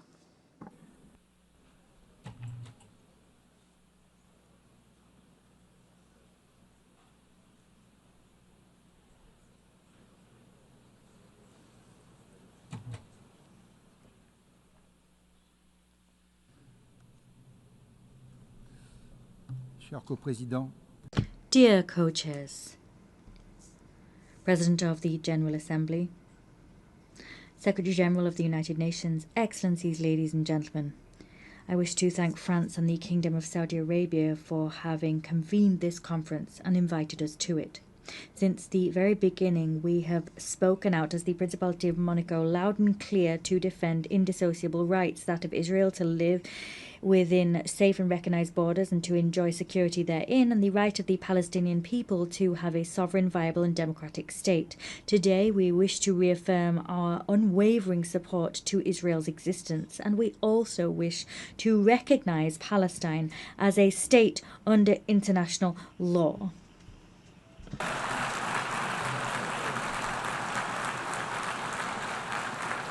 That is what I'm doing here before you now. The 7th of October 2023 was in its full horror the starting point of the current chaos. It is now more urgent than ever before to move towards a tangible, balanced and sustainable solution based on mutual recognition and the respect for fundamental rights. This as soon as all hostages have been released and as soon as Hamas has been disarmed. Peace cannot remain a dim prospect on the distant horizon. It must be given its lifeblood in institutions with mutual guarantees and ensuring the effective respect for everyone's rights. The Principality of Monaco is aware of its place in the House of Nations. We continue to affirm that only a solution based on the existence of two national entities living side by side in dignity and mutual respect will pave the way towards lasting stability. Peace cannot be issued by decree. It is built through common will. Thank you.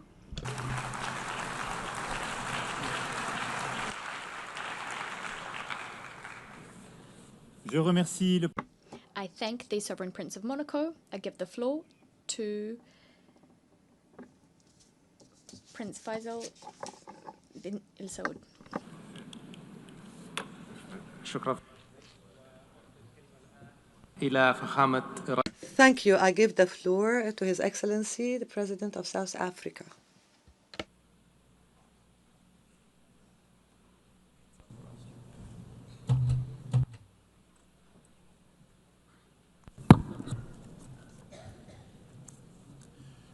Your Excellencies, would like to thank France and the Kingdom of Saudi Arabia for convening this very crucial conference.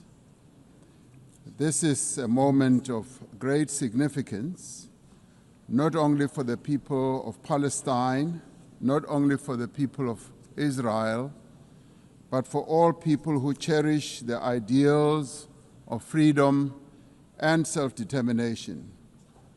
Shortly after the United Nations was created, the General Assembly adopted Resolution 181, which recommended the creation of two states, Israel and Palestine. Immediately after the adoption of this resolution, only one state was created, the State of Israel, casting and ushering the Palestinians into a decades-long wilderness of statelessness, characterized by decades of occupation and now genocide. I'd like to congratulate the President of France, President Macron, for today announcing a very bold decision to support the long overdue creation and the recognition of the sovereign state of Palestine. President Macron, I stand here to congratulate you and to congratulate others who have taken this step. South Africa reiterates its firm commitment to the creation of a contiguous Palestinian state existing peacefully side by side with the State of Israel along the 1967 borders with East Jerusalem as its capital. South Africa condemned the 7th October attacks by Hamas that resulted in the deaths of more than 1,200 people. In response to this attack, Israel has unleashed disproportionate punishment against the people of Palestine. And we say here today that the only solution to this conflict is a two-state solution. The viability of a two-state solution depends on full and universal respect for international law. All states, including the State of Israel, must comply with the collective obligations under international law. As the UN marks the 80th anniversary, we call on all member states to recognize Palestine and to act in solidarity with its people. To restore the prospects of a two-state solution, we call, firstly, for global recognition of Palestine and its sovereignty and territorial integrity. Secondly, the immediate ceasefire and an end to the genocide and the release of hostages by Hamas and prisoners by Israel. Thirdly, the full respect for international law, including the respect for UN resolutions and opinions and the decisions of the International Court of Justice. Fourthly, the removal of obstacles to the two-state solution, including a halt to illegal settlements and removal of the separation wall. Lastly, the restoration of the humanitarian aid and reconstruction of Gaza. This is a conflict that has gone on for almost as long as the United Nations has existed.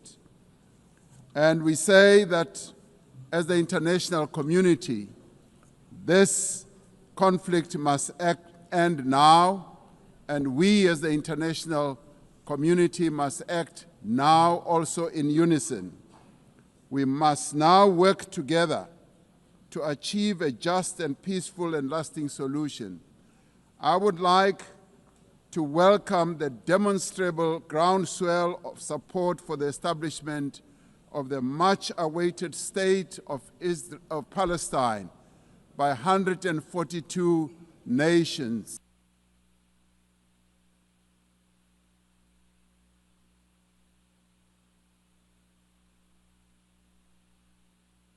The speaker's microphone has been cut off.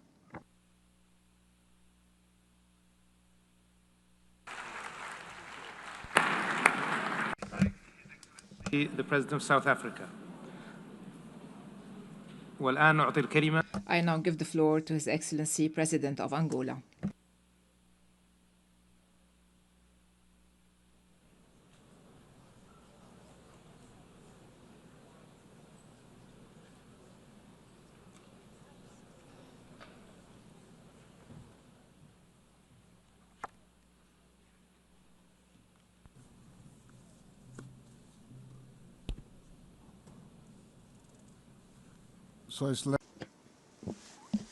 Your Excellency Emmanuel Macron, President of the French Republic, Your Excellency Sheikh Faisal Al Saud, Minister of Foreign Affairs of the Kingdom of Saudi Arabia, co-chairs of this special session, Excellencies, I would like to welcome the holding of this important international conference, which confirms the commitment of the United Nations member states to the urgent search for a peaceful, just and lasting solution to one of the most complex conflicts on the planet and the oldest in the Middle East.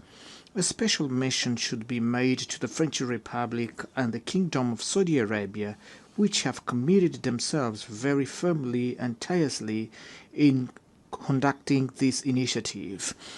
His Excellencies, in the context of this meeting, the New York Political Declaration on Peaceful Resolution of the Issue of Palestine and the implementation of the two-state solution, adopted on September 12 this year by the United Nations General Assembly, assumes unquestionable relevance as it demonstrated that there is an increasingly growing international consensus on the need to end the war in Gaza based on the effective implementation of the two-state solution. This conflict, which lasted for decades and has an unusual level of violence, will not be resolved, as all evidence show, by resorting to weapons, no matter how sophisticated they may be. The international community, which is increasingly aware of this fact, must use urgently all means at its disposal to convince the belligerents that the only way out of this situation is through dialogue, to achieve a definitive peace based on the creation of the State of Palestine and peaceful coexistence between the two peoples. This is the position of the African Union, which also includes the principle that the East Jerusalem should be the capital of the independent and sovereign State of Palestine, and that the Republic of Angola is unconditionally aligned with the African Continental Organization in this effort, in which we all are committed to the definitive resolution of this conflict. Excellencies, we are following with deep concern the alarming reports about the catastrophic humanitarian situation in the Gaza Strip, where entire communities, including many children, succumb daily to hunger and survive in subhuman conditions. Africa in general, and the Republic of Angola in particular, we have a firm position of condemnation of terrorism in all its forms and manifestations, and within this principle, we condemned the action that resulted in the death and kidnapping of a large number of people in Israel by Hamas. Therefore, we demand their urgent and unconditional release as a step towards creating the necessary condition for dialogue. Along with our unequivocal condemnation of this act of deliberate violence perpetrated against Israel civilian by Hamas, we also repudiate the disproportionate reaction of the State of Israel with the use of fighter jets, bombers, tanks, and heavy artillery against not conventional army, but against defenseless civilian population of Palestine, journalists, medical personnel, employees of United Nations and humanitarian organization agencies under the pretext of persecuting Hamas. We also condemned the instrumentalization of humanitarian assistance as a weapon of war due to its profoundly inhuman and difficult to justify. In the face of this tragedy, it is urgent that we call for an immediate suspension of measures that obstruct and jeopardize the fundamental rights of population of Palestine, including the right to life, medical care, and food. We view with great concern these acts of war carried out selectively by Israel in several countries in the region, in total disregard for the norms of international law and principles and values of the United Nations charters, that do not produce other effect than lead to the resurgence of tensions and instability in the Middle East by destroying the prospect of resolving the conflict through dialogue and negotiations. Excellencies, the Republic of Angola, in an act of coherence and historic anticipation, formally recognize.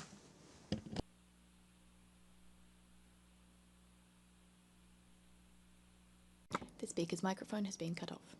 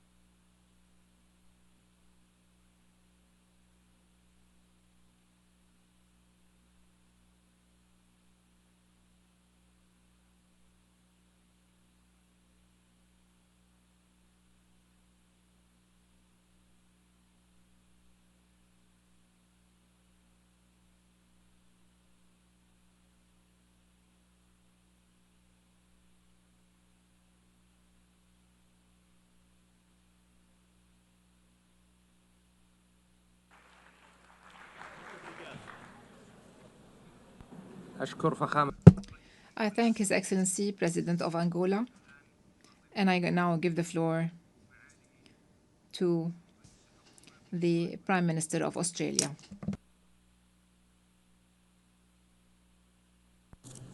President Macron, Your Royal Highness, Secretary-General, colleagues.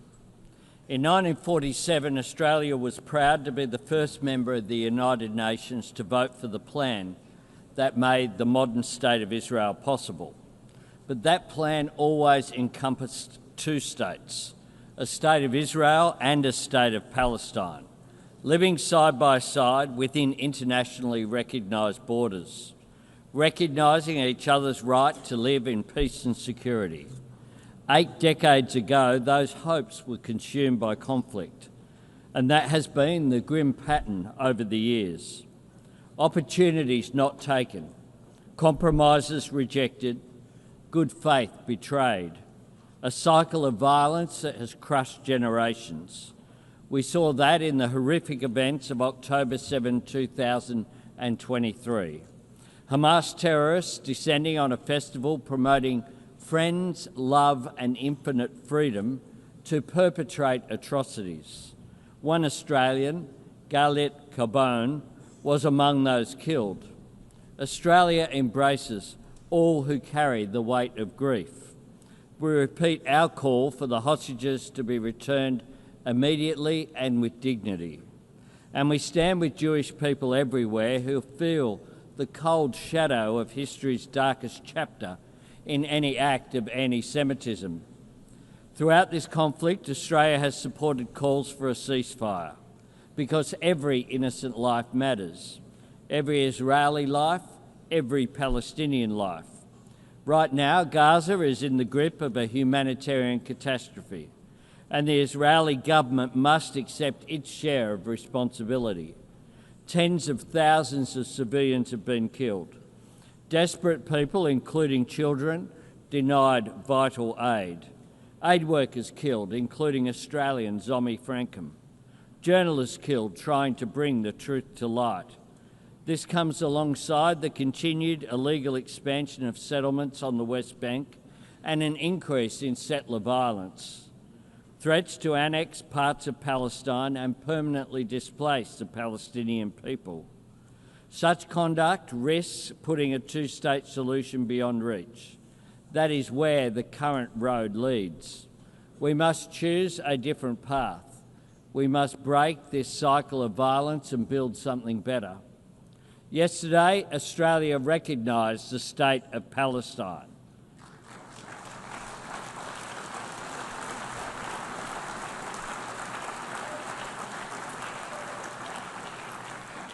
We have been clear.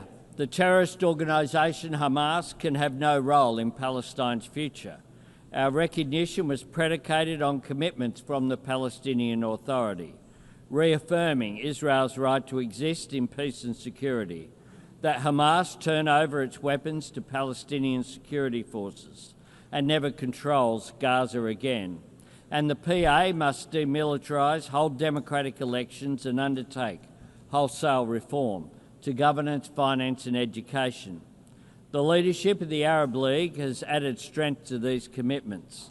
Their demand for Hamas to surrender its weapons and end its rule in Gaza has helped create this historic opportunity, a chance to deliver self-determination for Palestine in a way that permanently disarms Hamas and drives them from the region once and for all.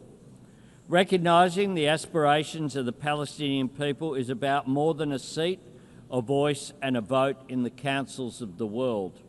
It is about real hope for a place to call home. This is the same hope that sustained generations of Jewish people, the same hope that binds us all to our countries and cultures and drives us to want a better life for our children. Working together, we can build a future where instead of children in Gaza dying in pain, living in fear or being taught to hate, they can go to school and build a life in larger freedom.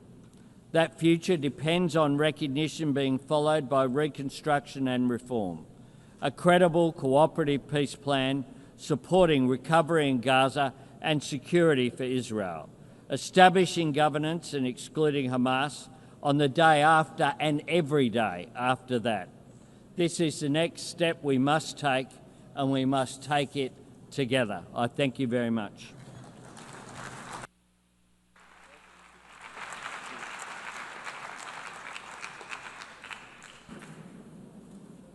I would like to thank His Excellency and give the floor to His Excellency, the Prime Minister of Egypt.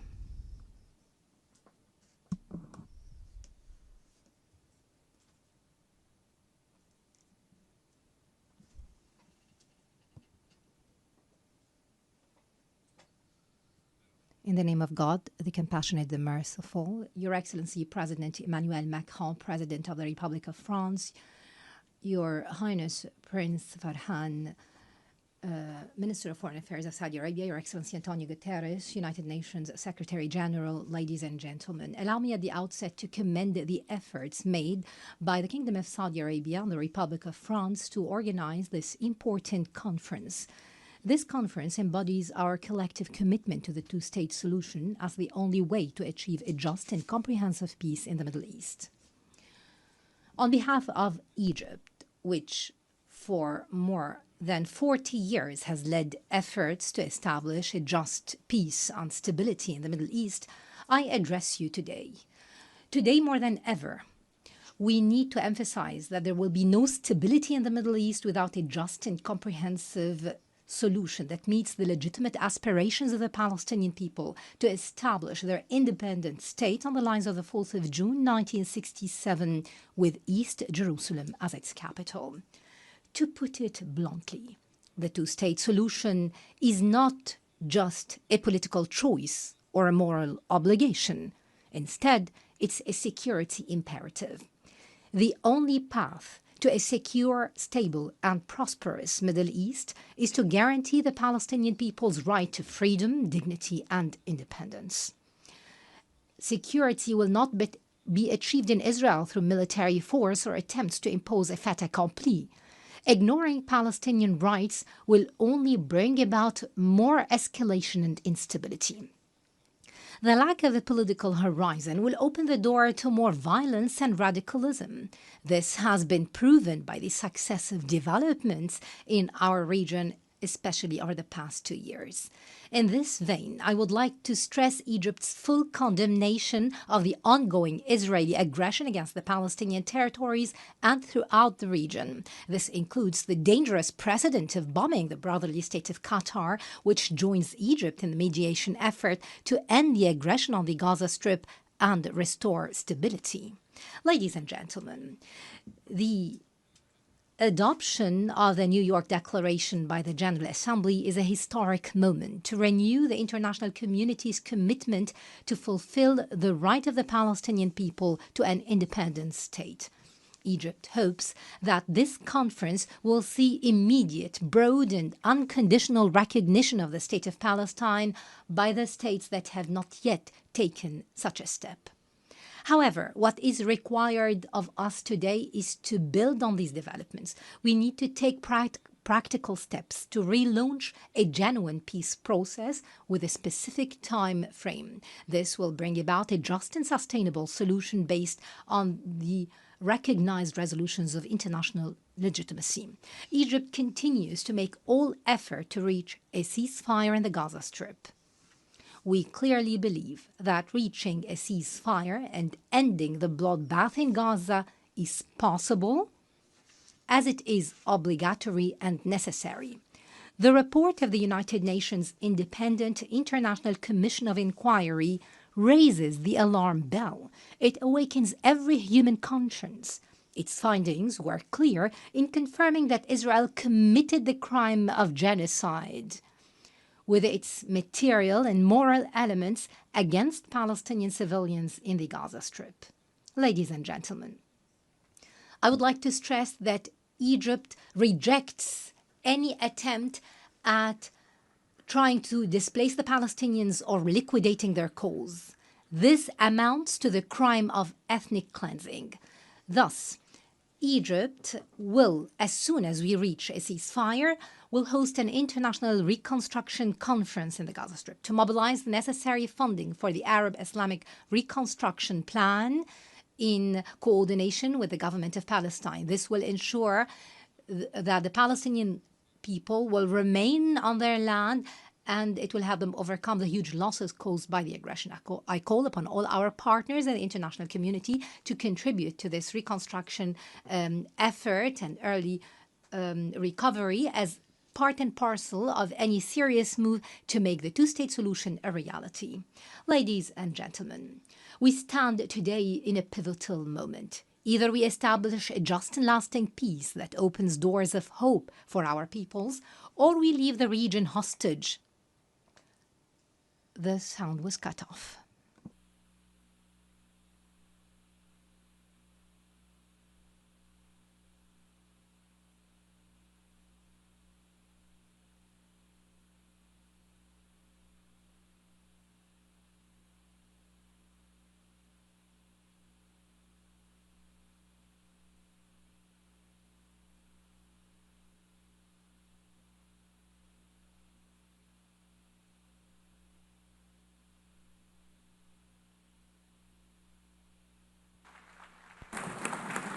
I would like to thank His Excellency the Prime Minister for his statement and give the floor to the Prime Minister of Spain.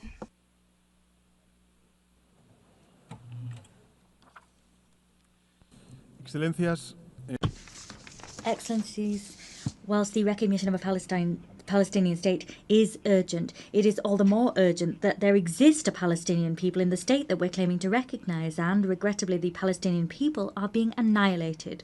For this reason, in the name of reason, in the name of international law, and in the name of human dignity, we have to stop this slaughter now. At this precise moment, bombs continue to fall indiscriminately on the civilian population in Gaza. Hunger is killing women, older persons, and children. Today, we take a crucial step forward in calling for a two-state solution at this conference. But let us be lucidly clear, there is no solution possible when the population of one of those two states is the victim of a genocide. We are all well aware that the only hope that civilians in Gaza have is that of knowing that the world does not forget them, and this conference nurtures that hope. It is an act of moral rebellion, an uprising against indifference and forgetfulness. Let us make this conference too a collective commitment to halting brutality and to paving the way for peace. Excellencies, this conference marks a monumental step forward, but it is not the end of the road. It only is and can only be the beginning. As such, I want to make two proposals. First, the State of Palestine must be a fully fledged member of the United Nations. As soon as possible, we must conclude the procedure to admit the State of Palestine to this organization on an equal footing with the rest of states herein. Secondly, we have to immediately adopt measures to halt the brutality and make peace possible. Spain, of course, will adopt a plan with measures to halt the genocide in Gaza. We will continue to take brave measures shoulder to shoulder with anyone who wishes to join us, because Gaza needs it. Excellencies, history will judge us, and its verdict will be brutal with those that perpetrated this slaughter and with those who remain silent or turned a blind eye.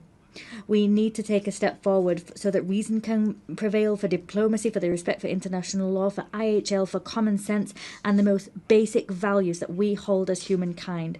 Let us make the 22nd of September the day that we remember as the first major step forward. Today, more than ever before, we cannot be indifferent to injustice. Thank you. أشكر دولته على مداخلته والآن أعطي الكلمة.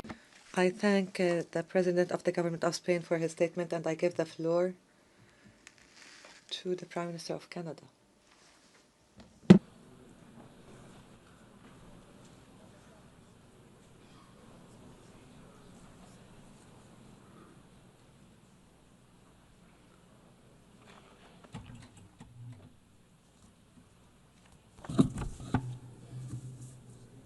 Your Excellency, Monsieur le Président de la France, Your Excellency Prince Faisal, bin Farhan al-Saud.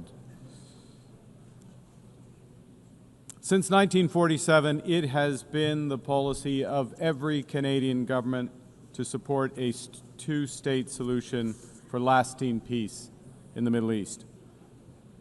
This position envisioned the creation of a sovereign, democratic, and viable state of Palestine, building its future in peace and security alongside the State of Israel. Over many decades, Canada's commitment to this goal was premised on the expectation that this outcome would be eventually achieved as part of a negotiated settlement. Regrettably, this possibility has been steadily and gravely eroded, including by the pervasive threat of Hamas terrorism to Israel and its people, culminating in the heinous attack of October 7th. The accelerated building of settlements across the West Bank and East Jerusalem and the soaring settler violence against Palestinians. Actions such as the E1 settlement plan and the Israeli government's contribution to the humanitarian disaster in Gaza. Hamas sows terror among the Israeli people and has oppressed the people of Gaza. That has prompted us to take the position we have. Hamas must absolutely release all hostages, disarm fully, and never play any role in the future governance of Palestine. Stolen from the Palestinian people, chased them and cheated them from their life and liberty, and it can in no way dictate their future. But Excellencies, the current Israeli government is working methodically to prevent the prospect of a Palestinian state from ever being established. Il poursuit sans relâche l'expansion. And tirelessly continues settlement expansion in the West Bank. That is illegal under international law. Its constant aggression against Gaza has claimed the lives of tens of thousands of civilians. It has compelled the displacement of more than 2 million people and caused a devastating famine. Another violation of international law. Policy of the current Israeli government that there will be, and I quote, no Palestinian state. In this context, Canada recognizes the state of Palestine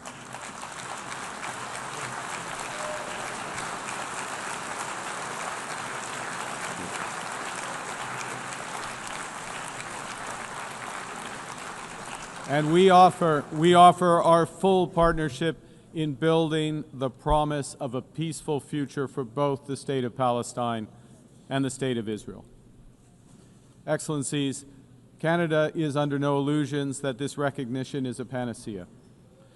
This recognition is, however, firmly aligned with the principles of self-determination and fundamental human rights in the UN Charter, and it is fundamentally consistent with the policy of the Canadian government for generations. We take this action as part of a coordinated effort led by France and Saudi Arabia, a coordinated effort to provide the possibility of peace and a two-state solution. Recognizing the state of Palestine, led by the Palestinian Authority, empowers those who seek peaceful coexistence and the end of Hamas. It doesn't legitimize terrorism. And in no way does it compromise Canada's steadfast support for the state of Israel, its people, and their security, because that security can only be ultimately guaranteed through the achievement of a comprehensive two-state solution. Canada will take the efforts it needs to make to support the Palestinian Authority in implementing its program. With our international... The microphone has been cut off.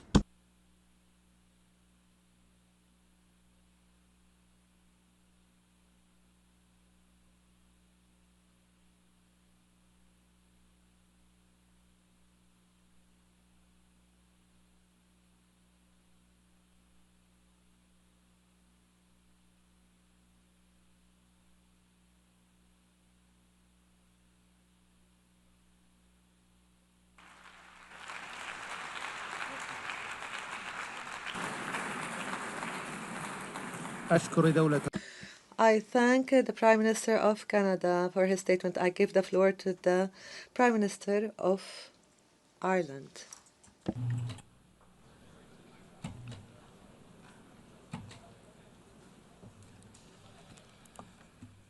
Presidents, co-chairs, may I begin by thanking France and the Kingdom of Saudi Arabia for convening us today, and I commend them for their leadership on this most vital of issues. Those of us gathered here know that the only viable option to deliver a peaceful future for Israel and for Palestine is a two-state solution. At this most critical juncture, we must continue to put our full political weight behind it. The situation on the ground has rarely looked so bleak. A just and lasting peace seems further away than it ever has. But in our own peace process in Northern Ireland, to a conflict of 24 years' duration, we recognised that even in the darkest of days, we had a duty as leaders to keep the flame of hope alive and to keep talking.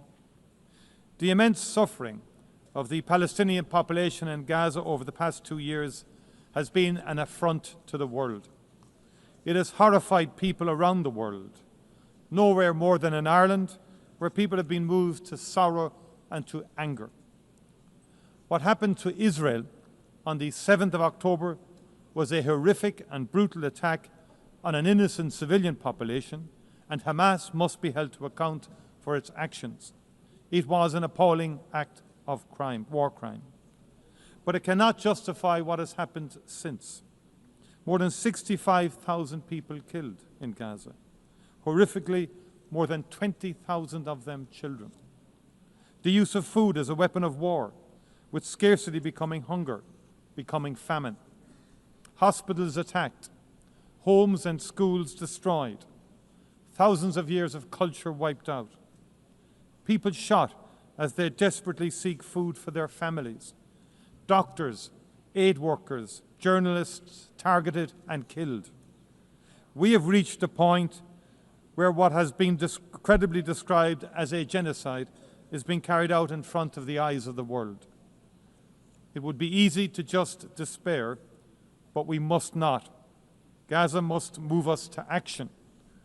And there are still humanitarian workers, medics, journalists determined to do their best for the people of Gaza and for Palestine.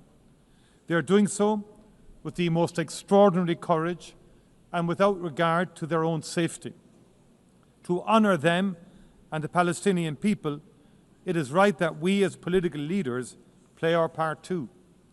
And the only way to end the appalling cycle of violence is to forge a political path.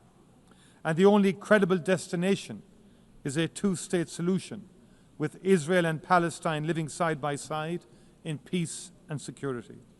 And that is why Ireland last year, with Spain, Norway and Slovenia, recognised the state of Palestine.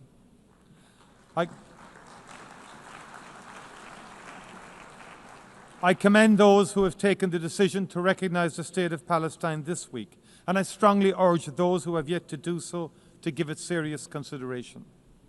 We know that there are people, including in the Israeli government, who are working daily to make that outcome impossible. In addition to the destruction of Gaza, settlements are expanding every day, and illegal settlers in the West Bank are increasingly emboldened and militant. If we do not move now to protect the two-state solution, if we do not work to build a process through which it can be achieved, there may never be another opportunity. That must not be our legacy to future generations. Ireland is ready to play its part, and I look forward to our continuing steadfast cooperation. Thank you very much indeed.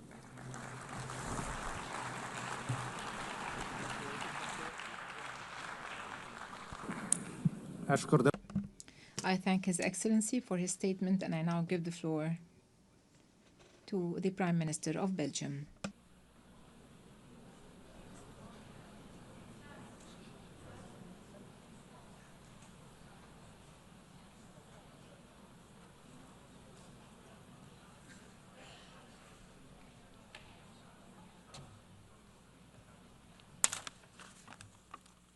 Dear Secretary-General, dear Excellencies, ladies and gentlemen, Belgium has always defended the two-state solution and is today reaffirming once again this position by having joined the co-signatories of the New York Declaration.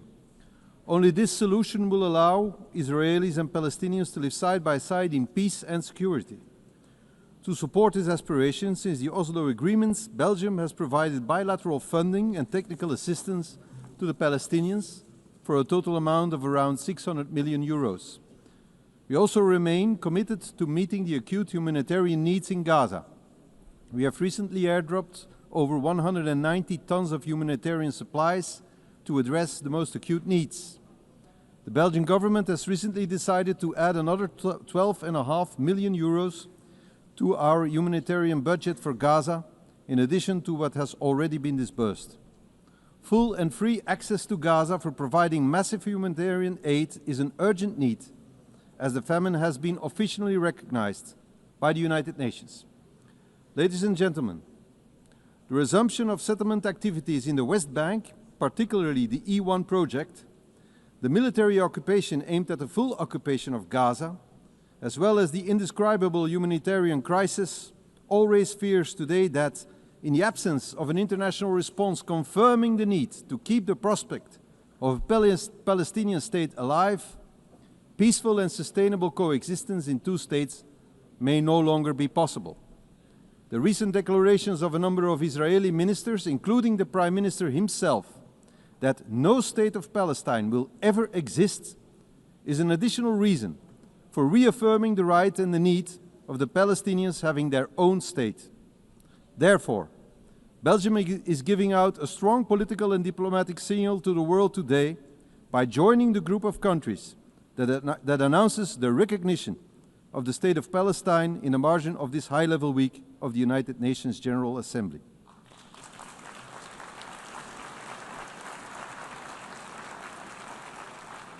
We are thus joining the initiative of France and the Kingdom of Saudi Arabia as advocated in the resolution adopted by the Belgian Parliament. Through this initiative, we continue to support international law, particularly the right to self-determination of peoples. Let me be clear, however, this step cannot be a reward for Hamas. Conscious of the trauma suffered after the Hamas terrorist attack on October 7, 2023, Belgium will proceed to the legal recognition of the State of Palestine once all hostages have been released and all terrorist organizations, such as Hamas, have been removed from the governance of Palestine. The effective conduct of diplomatic relations with the new State of Palestine, including the opening of a Belgian embassy and the conclusion of international agreements, will be carried out once the objectives of the New York Declaration have been achieved, notably the full demilitarization of Hamas and subsequent the renewal of governments based on presidential and parliamentary elections, giving the Palestinians a democratic, strengthened and renewed authority. All these steps are intended to guarantee the security of both the Israeli and Palestinian population. At the same time, we also strongly call for the recognition of the State of Israel by all Arab countries. Let us be clear, the two-state solution is not dead. It is bruised, but it can be revived, and it must be for the sake of both peoples. I thank you.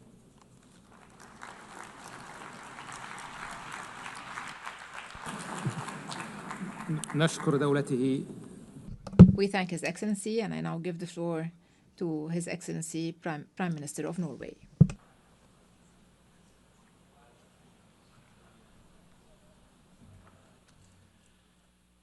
Excellencies, thank you, France and Saudi Arabia, for convening us together in New York today. I would also like to salute the President of the State of Palestine, Mahmoud Abbas. I find it an illustration of deep injustice that he was denied entry to be with us today. But his address was reasonable and dignified. Thank you, Mr. President. 32 years ago, the first Oslo Accords were signed, forever creating an association between my country, my capital, and a vision for peace in the Middle East. Ever since, we have worked for one end: peace, security, and dignity for the Palestinians and the Israelis, living side by side in two sovereign states, enjoying the rights and obligations that follow from the Charter of the United Nations. I have followed this closely, now as Prime Minister, previously as Foreign Minister, and also as Secretary-General of the Norwegian Red Cross. Today's conference marks a historical high point of international support for and recognition of the state of Palestine. At the same time, the situation on the ground is perhaps the furthest we have been from its realization. The situation in Gaza is catastrophic. The governance structures created by the Oslo Accords are driven to the verge of collapse, and the encroachment of Palestinian territory continues. Yes, it is complex, but it is true. The two-state solution is the only credible path to peace and security for both Israelis and Palestinians. An occupying power cannot have a veto over what happens in a territory it is unlawfully occupying. The Palestinian people have the right to self-determination, as do the Israeli people. Last year, therefore, Norway, along with Spain and Ireland and Slovenia, recognized the state of Palestine. We welcome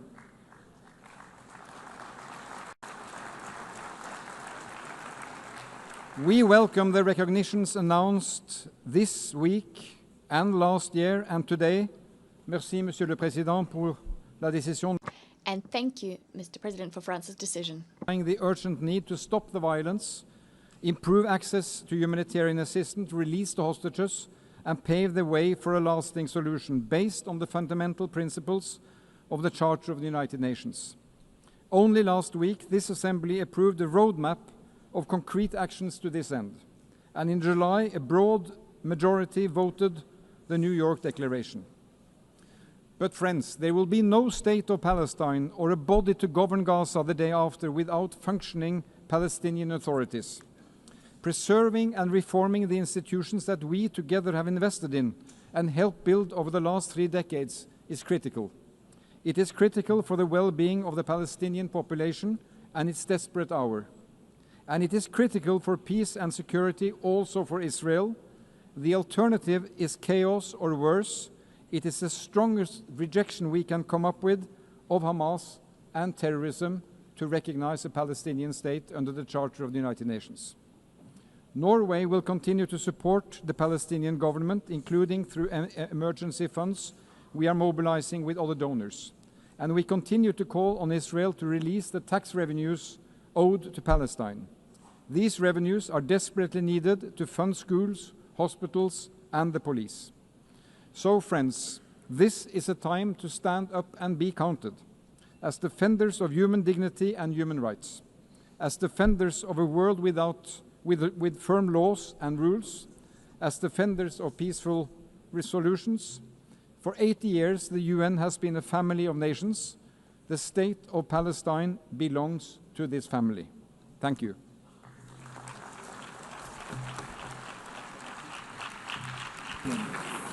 I thank His Excellency, and I now give the floor to His Excellency Prime Minister of Luxembourg.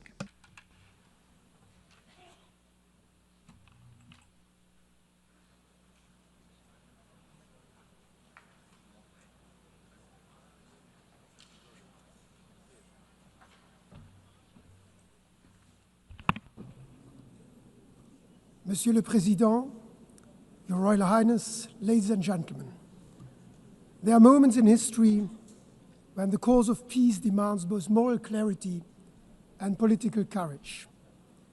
8 years ago was such a moment. The founding of the United Nations was an act of courage, guided by a clear vision of a world based on universal values and principles of peace, freedom, and justice.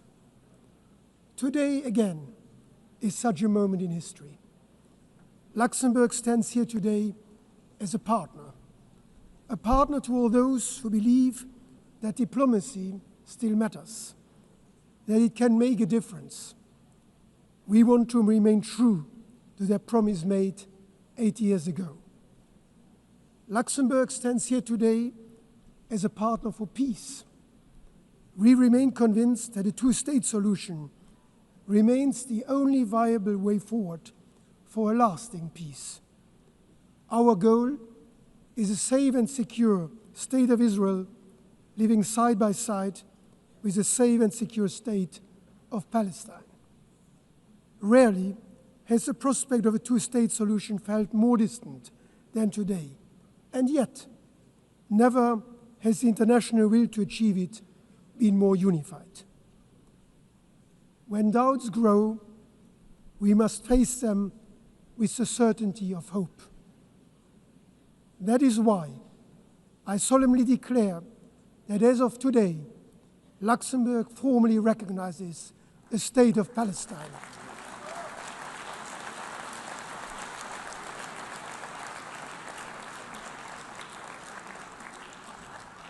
Recognition is not the end of a process.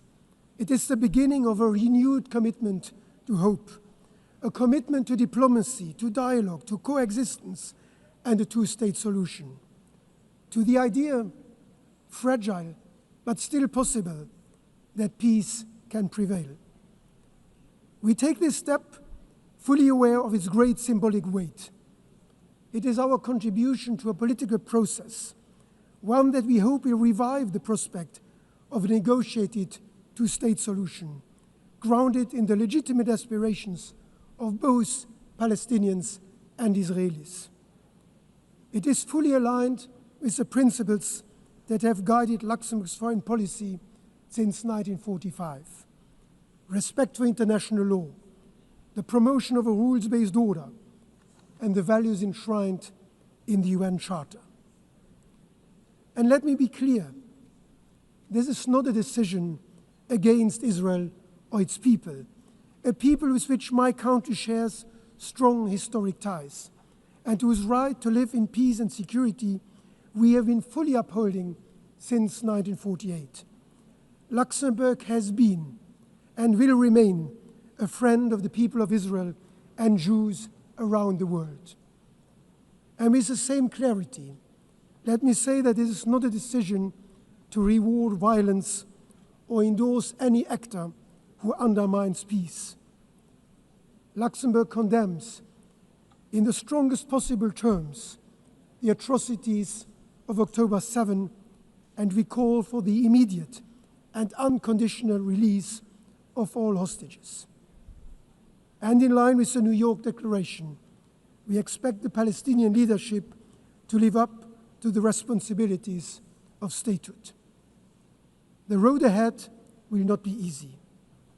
We do not claim this recognition alone will change the course of the conflict, but we hope it will contribute to restoring momentum to the political horizon that has been lost.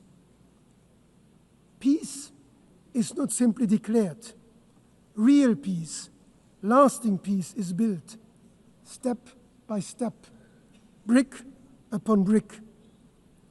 Let this recognition be a message to grieving families, to hopeful children, and to all those who have not yet given up. Thank you.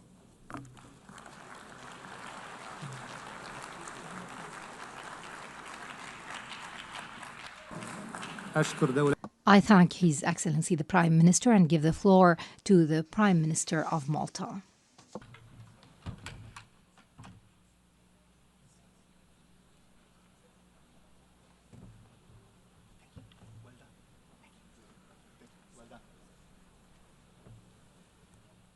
Excellencies, dear friends, let me begin by stating clearly and unequivocally that the Republic of Malta is proud to confirm our official recognition of Palestinian statehood.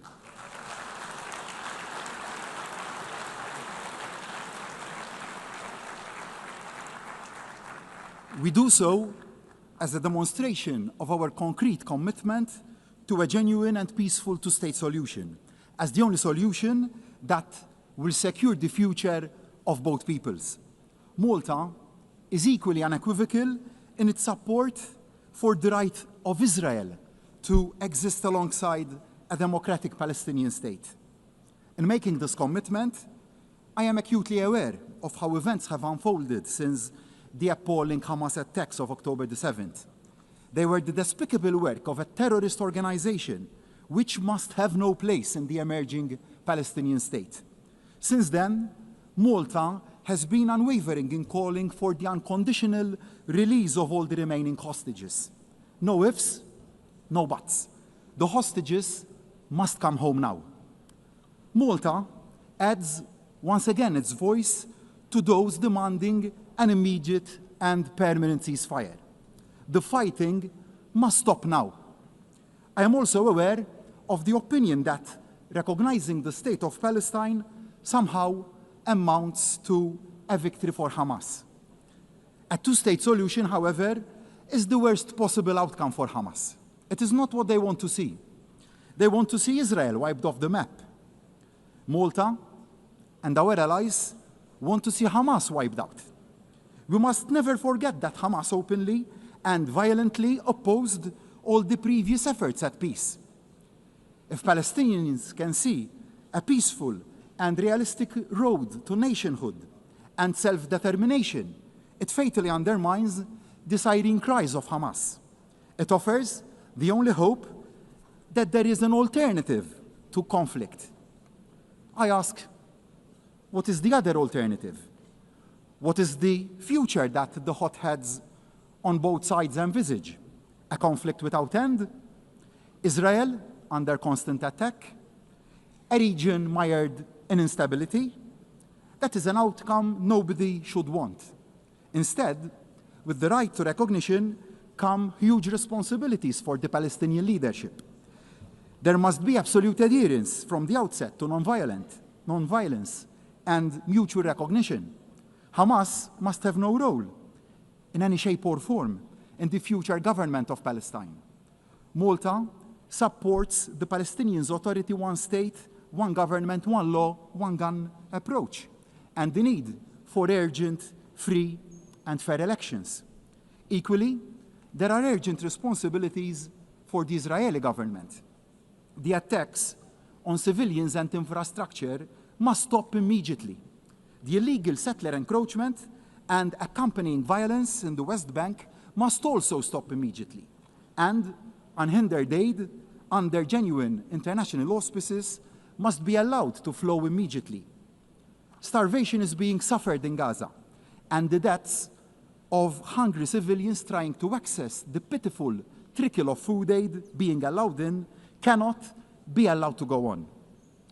I am not ashamed to admit that I cried after recently visiting the young children we brought over to Malta from Gaza to give them the best medical care our island has to offer and the required prosthesis. These innocent children have had their limbs and the best part of their life stolen away from them. They have also lost their parents, and they have been caused irreparable harm. But we will not allow their hope for a better future to be stolen away from them. And we will protect them. Ibrahim, I promised you that, and we will stick to our word. What is happening is morally and legally very wrong, and we have a duty on all of us to act. We know that the path to a functioning, free, and fair two-state solution is a long and also hard one. We know the dangers that lie along that path, but we also know the greater dangers that arise from saying nothing can be done, that the dream has died. We cannot, and we will not remain silent or complacent. The depth of the current tragedy must be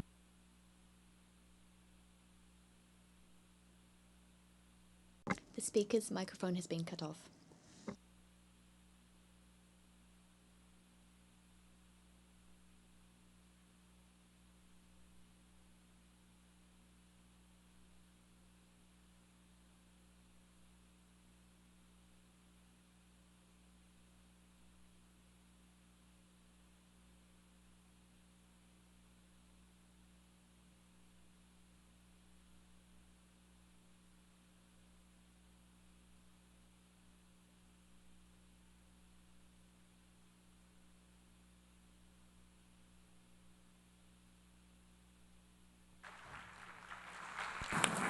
أشكر دولته. I thank His Excellency for the statement, and I give the floor to the representative of the EU.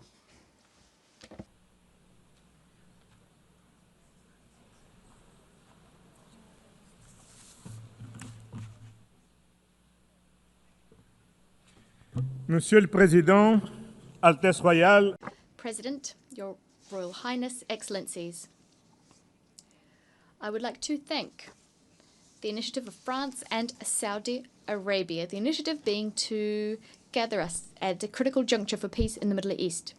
The region has known far too many wars, far too much violence and terrorism, too many deaths. Today in Gaza, we are facing a humanitarian catastrophe. We see families broken, famine used as a weapon of war. This disaster must end. The European Union once again calls for an immediate ceasefire, unfettered humanitarian access, and an end to insecurity. We want the immediate and unconditional release of all hostages. We condemn the military offensive underway in Gaza. We also firmly condemn the violent escalation in the West Bank. We call on Israel to put an end to the aforementioned operations, to stop the illegal settlements. Excellencies, today, thanks to the impetus provided by this conference, the State of Palestine has been recognized by the majority of EU member states. Nonetheless, we must be clear-eyed about the day after. There is no room for Hamas, for terrorism. There is no room for illegal settlements. There's no room for deaths of innocent civilians. Nowhere, neither in Gaza nor in the West Bank, nor in East Jerusalem, nor in Israel. There's only one way forward, and that's the two-state solution. The State of Israel, secure and recognized by all members of this General Assembly, and the State of Palestine, democratic, independent, viable. Two states living side by side in peace. The time for peace has come, and we're duty-bound to live up to the times we face. I thank you.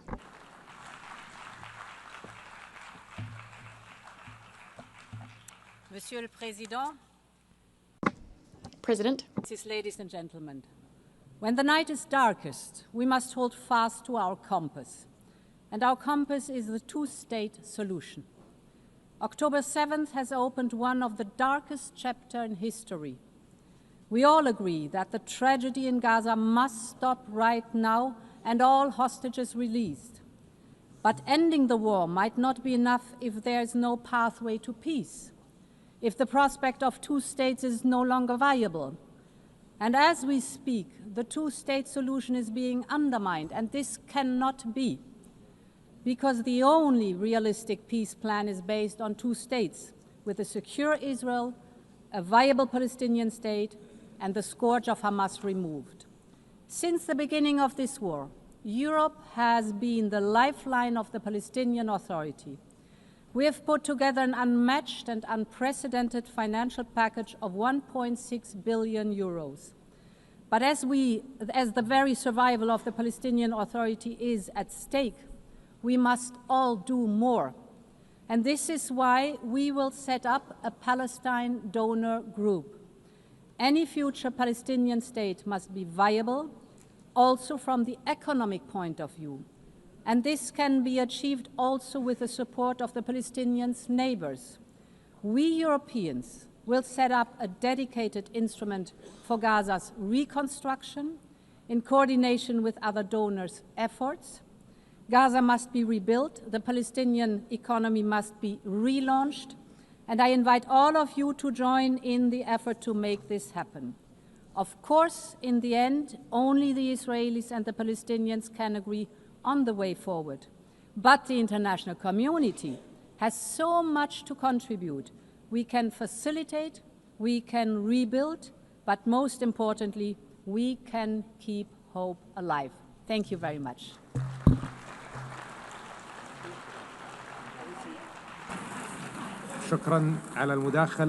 I thank you for your statements. Given the limited remaining time, we ask the Excellencies to limit their statements to 2 minutes, after which the microphones will be cut off. I give the floor now to the Minister of Foreign Affairs of Italy.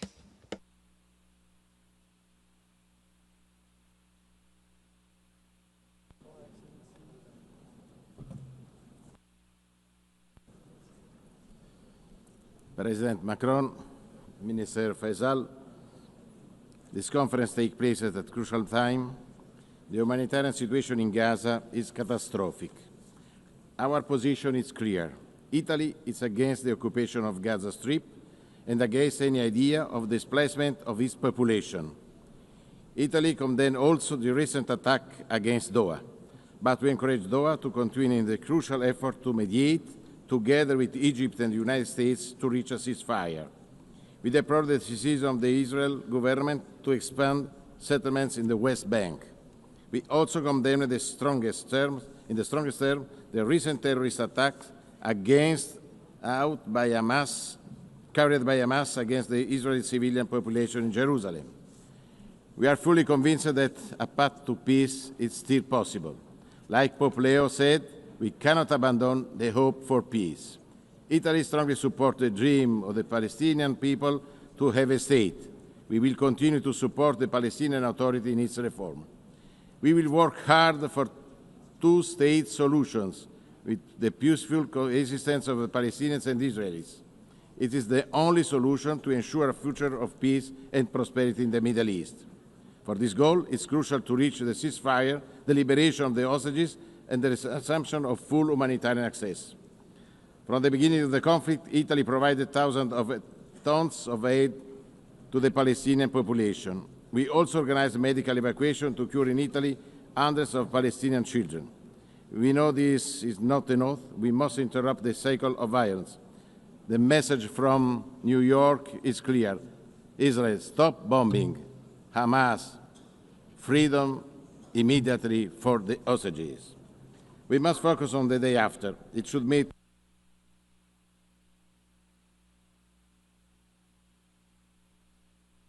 The microphone has been cut off.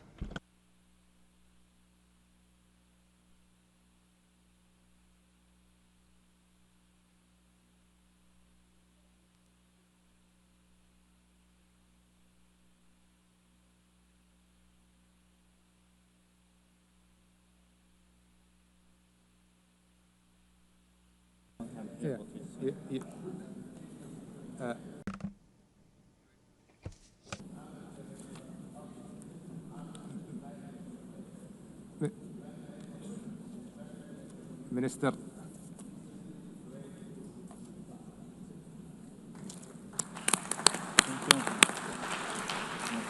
I thank His Excellency. وأعطي الكلمة الآن إلى معالي وزير. I now give the floor to His Excellency Foreign Minister of Algeria.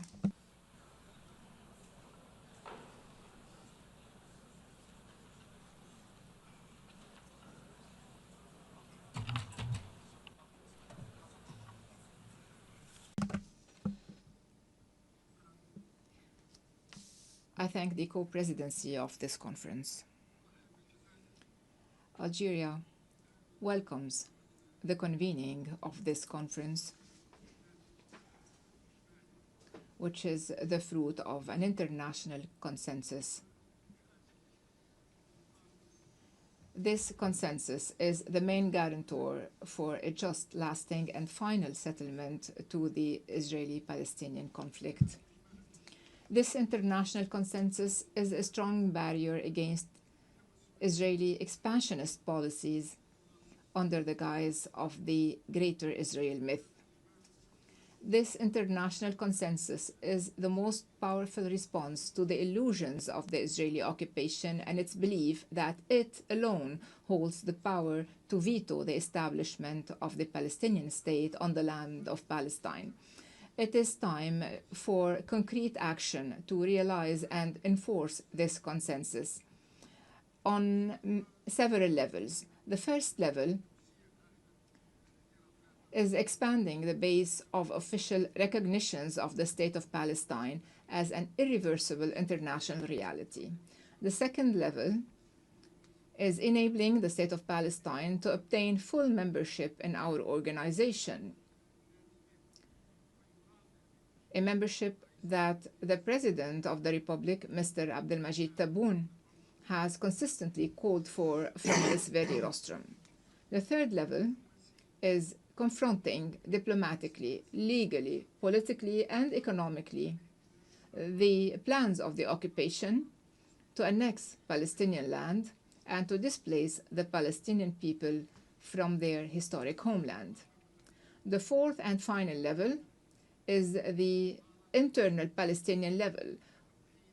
Palestinians have to close ranks and unify their word in order to regain their independence and for their movement to regain its strength and for their voice to regain its influence regionally and internationally. Thank you. شكرا معالي الوزير. I thank His Excellency, and I now give the floor to Her Excellency Foreign Minister of the United Kingdom. And I would like to remind you once again that you have 2 minutes, after which the microphone will be cut off.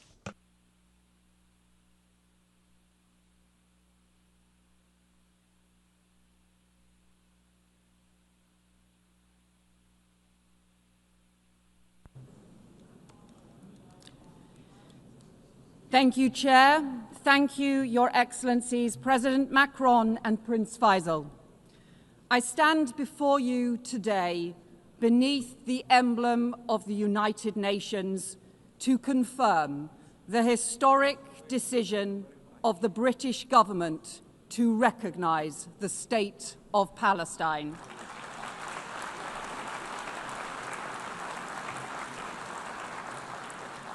This step, alongside friends and partners, reflects a long-standing truth that statehood is the inalienable right of the Palestinian people and that two states is the only path to security and lasting peace for Israelis and Palestinians alike. But it also reflects a grave reality. The two-state solution that for decades has commanded global support is in profound peril. From continued bloodshed, man-made famine, terrorism and hostage-taking, settlement expansion and settler violence. And Hamas terrorists continue to hold hostages seized in the barbaric attack of October 7th, prolonging the unimaginable anguish of their families. And in Gaza, the unbearable humanitarian catastrophe worsens as the Netanyahu government chooses to escalate war and hold back aid, children dying of starvation while food rots at the border. And settlement expansion threatens the very viability of a Palestinian state. The two-state solution risks disappearing beneath the rubble. That is what extremists on all sides want, but we refuse to let hope be lost.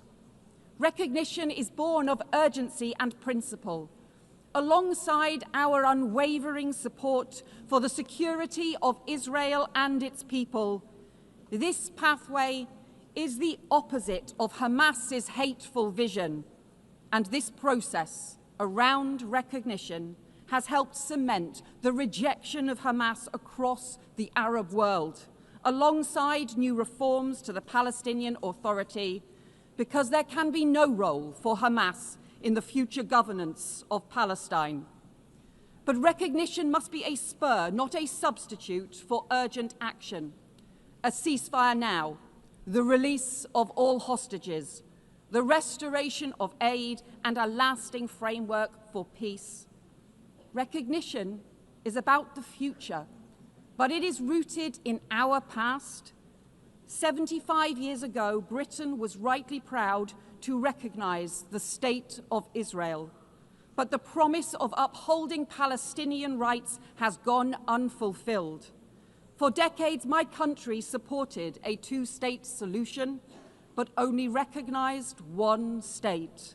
That changes now, as we join more than 150 member states in recognising the State of Palestine and protecting the pathway to peace. Thank you.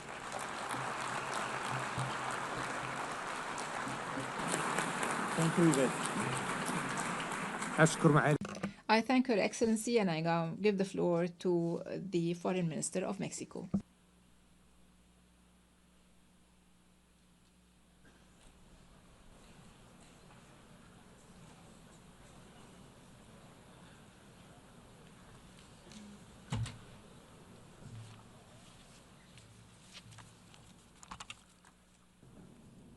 Señor Presidente. Mr. President, Excellencies, we are all concerned by the grave crises in the Middle East. It requires urgent actions, and it's on all of our minds. Since our meeting in last July, we have seen confirmation of a famine in Gaza, and the Independent International Commission of Inquiry on the occupied Palestinian territory has concluded that genocide has been committed in the Gaza Strip. There is an urgent need for collective actions which put an end to this heart-rending war. We need to see a just, peaceful and lasting arrangement based on the effective implementation of the two-state solutions. This should allow a safe and prosperous future for all countries in the region. The support for the New York Declaration issued by the General Assembly should lead to the establishment of political and security frameworks able to halt the humanitarian crisis. We must begin reconstruction and recovery work and guarantee the long-term security of both states.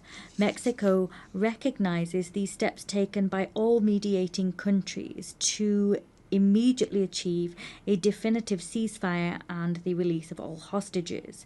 It is our view that a just and lasting and peaceful solution based on international law must be supported by narratives, underpinned by narratives that humanize the problem, counter division, and promote the acceptance of the other. The microphone has been cut off.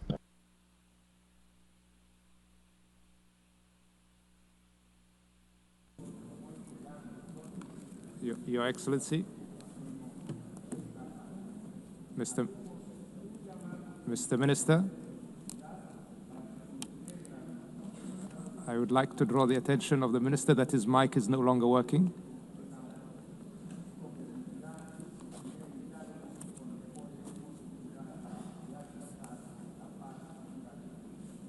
Gracias. Thank you, Excellency. والآن أعطي الكلمة. And I give the floor to His Excellency, the Foreign Minister of Japan.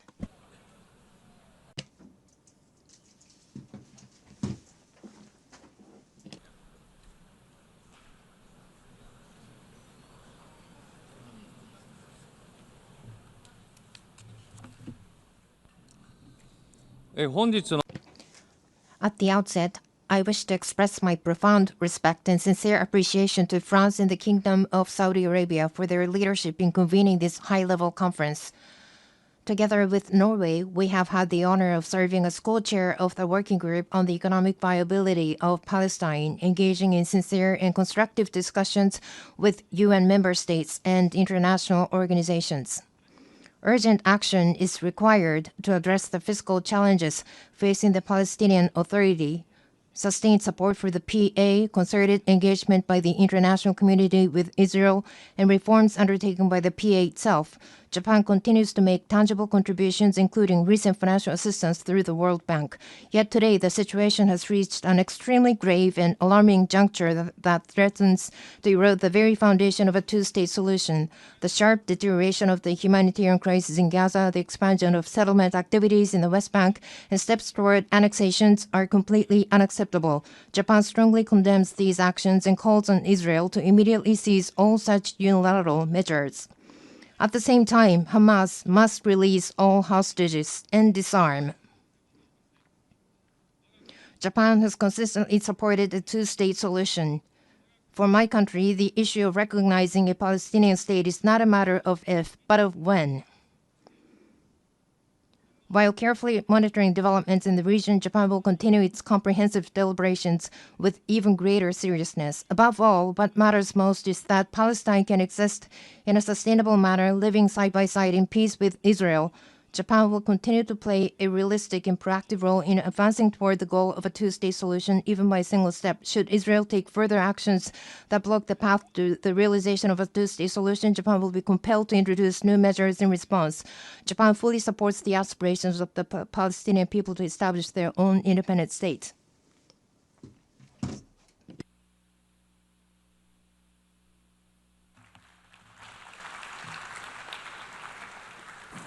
I would like to thank His Excellency and give the floor to His Excellency the Foreign Minister of Andorra.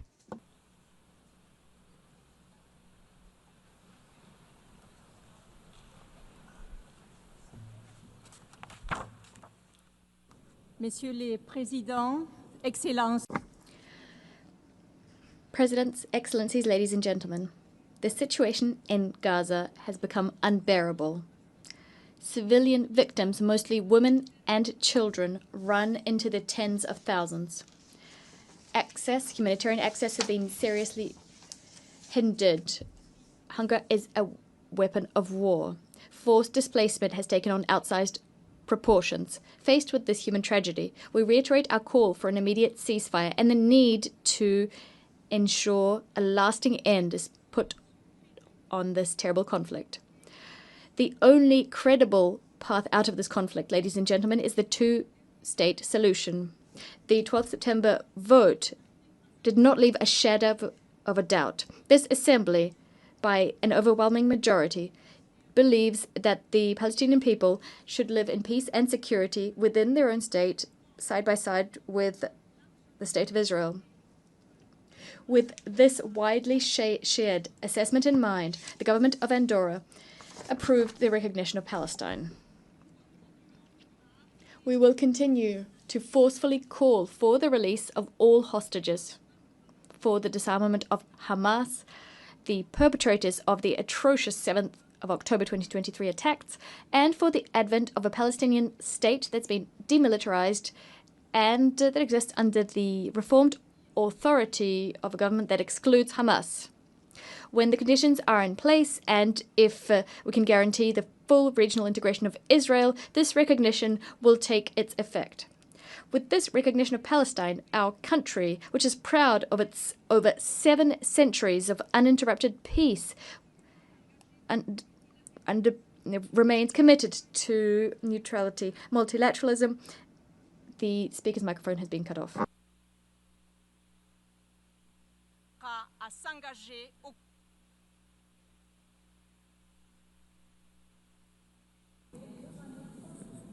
Your Excellency.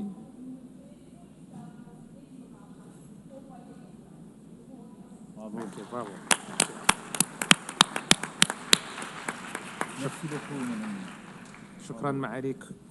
Thank you, Your Excellency. I give the floor now to the Deputy Prime Minister of Slovenia.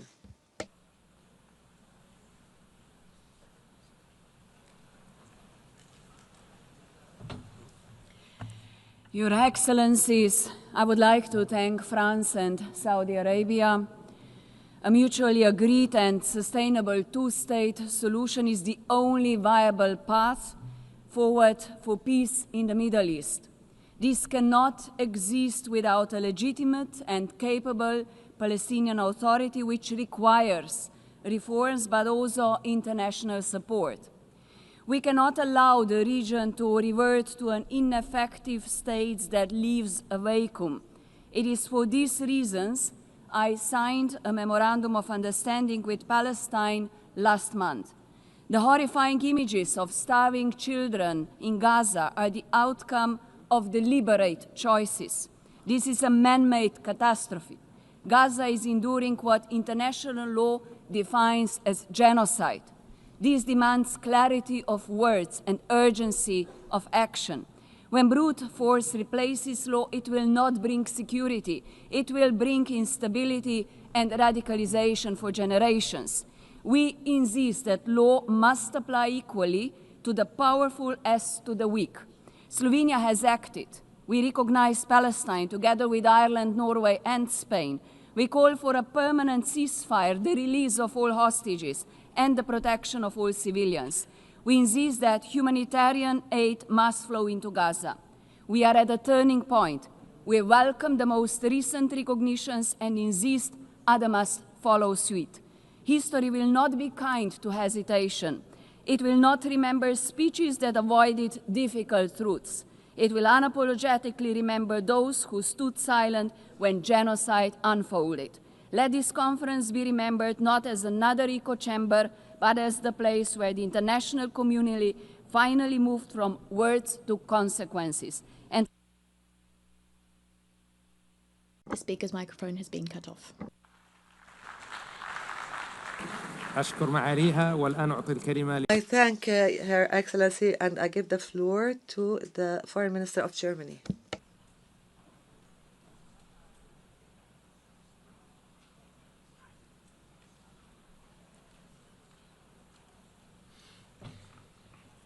Excellencies, ladies and gentlemen, across Gaza, people are living through hell on earth.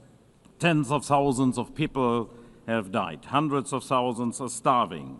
Colleagues, the horrendous terrorist attacks of October 7 and the most brutal war that followed have made it very clear.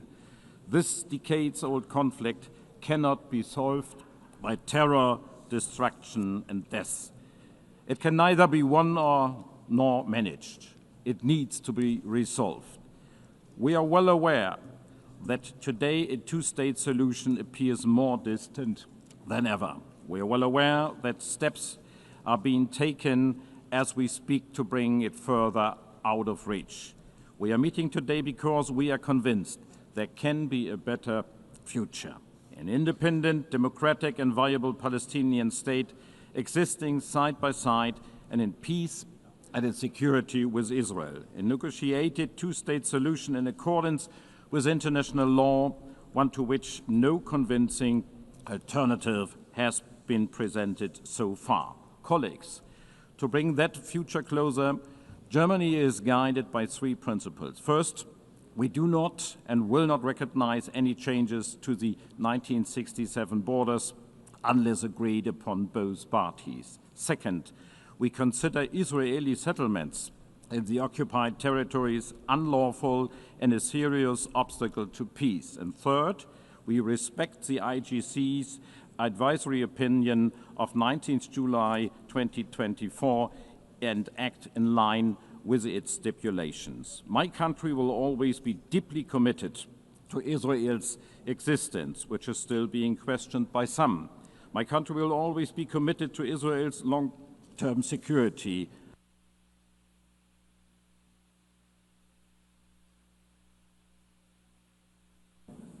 Microphone has been cut off.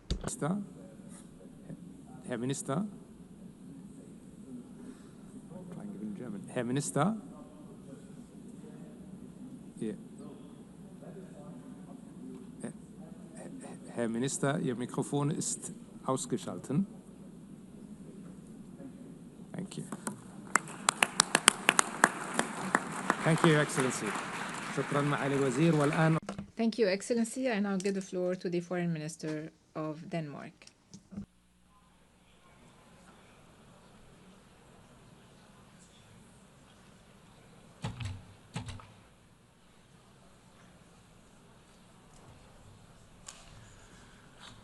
Thank you, President Macron and Prince Faisal bin Farhan, for your unwavering effort to push for momentum towards the two-state solution.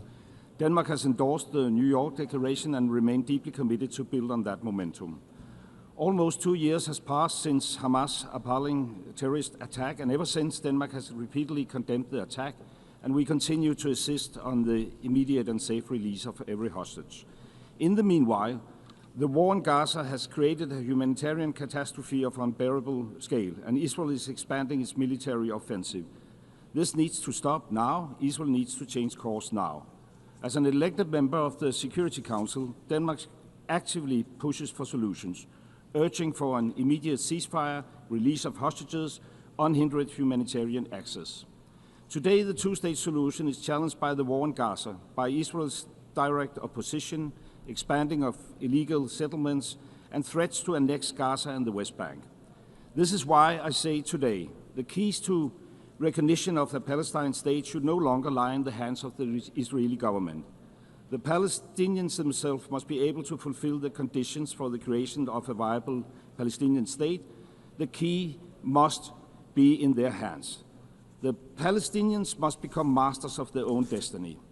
Therefore, Denmark stands ready to recognize Palestine as a state when certain conditions are met. The Israeli hostages are released, when Hamas are disarmed and no longer plays a role in Gaza, when there has been further progress on the PA's reform agenda, and when it is certain, and when there is certainty that a future Palestinian state will be demilitarized. In that spirit, we welcome the strong commitment by President Abbas regarding democratic reform and condemnation of Hamas, confirming that they can have no role in Gaza. Denmark has been at the forefront pushing for The microphone has been cut off.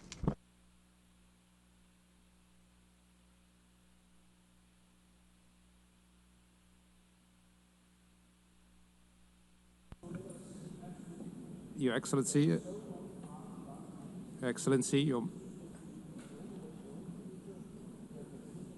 Your Excellency. Thank you, Your Excellency.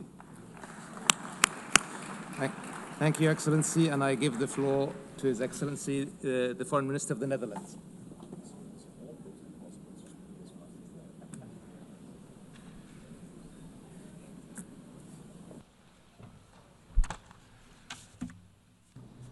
Your Excellencies, today we unite as international community to voice our support for the two-state solution.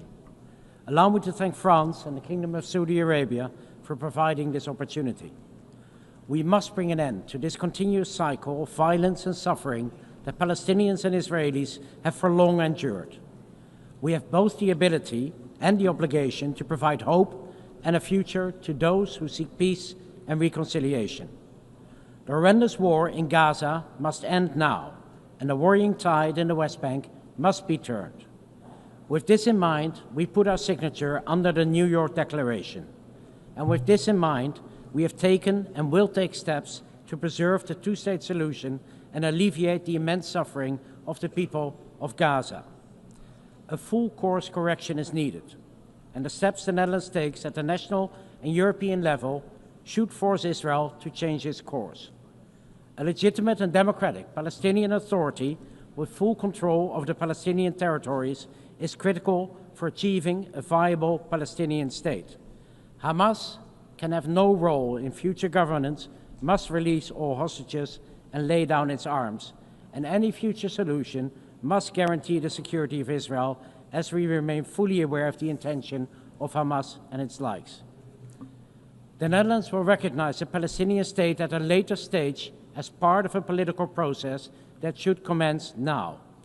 In the meanwhile, we actively contribute, for example, through hosting the Global Alliance or through the Ad Hoc Liaison Committee, and all of the areas identified in the annex of the New York Declaration currently count on Dutch support. We must continue to build on the outcomes of this conference and maintain momentum. An independent Palestinian state alongside a secure Israel.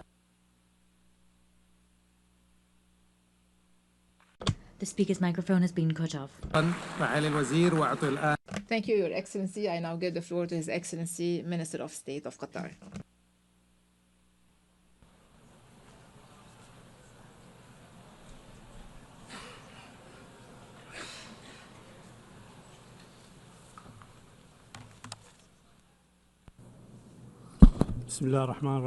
In the name of God, the compassionate, the merciful, Your Excellencies, I would like to express my appreciation to His Excellency, the President of France, and His Royal Highness of the Kingdom of Saudi Arabia for their perception in convening this historic conference for the peaceful settlement of the Palestinian cause under the umbrella of the United Nations. This international movement comes in a very important context. First, a historic context of decades of injustice, occupying the territories of peoples who have been subjected under occupation, taking their land and living under complete destruction in Gaza. At the same time, the West Bank is subjected to reckless practices, annexing land, expanding settlement, and violating the holy sanctities.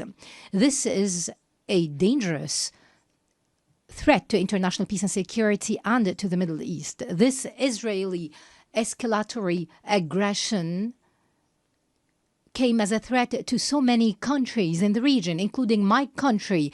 Our capital, Doha, has been subjected to a treacherous Israeli aggression that violated its territorial integrity, led to the killing of 6 martyrs, and put the entire region to the brink of danger. This was a violation of international law and the UN Charter, and we believe that Israel is fully responsible for this rogue aggression, which was condemned by the Security Council and the United Nations. We have participated in the preparation of this conference to come up with a document that will be balanced to ensure the participation of all. Today, we must stress the establishment of a Palestinian statehood with sovereignty. The mic was cut off.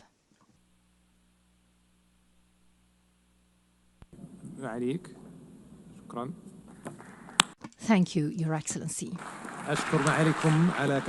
I would like to thank you, Your Excellency, and give the floor to His Excellency, the Minister of State in the UAE.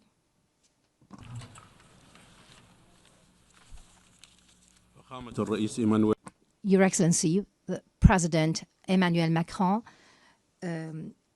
Your Highness Prince Faisal bin Farhan, Excellencies, at the outset, I would like to thank the Kingdom of Saudi Arabia and the French Republic for their concerted effort to organize this conference and the adoption of the New York Declaration by an overwhelming majority at the General Assembly.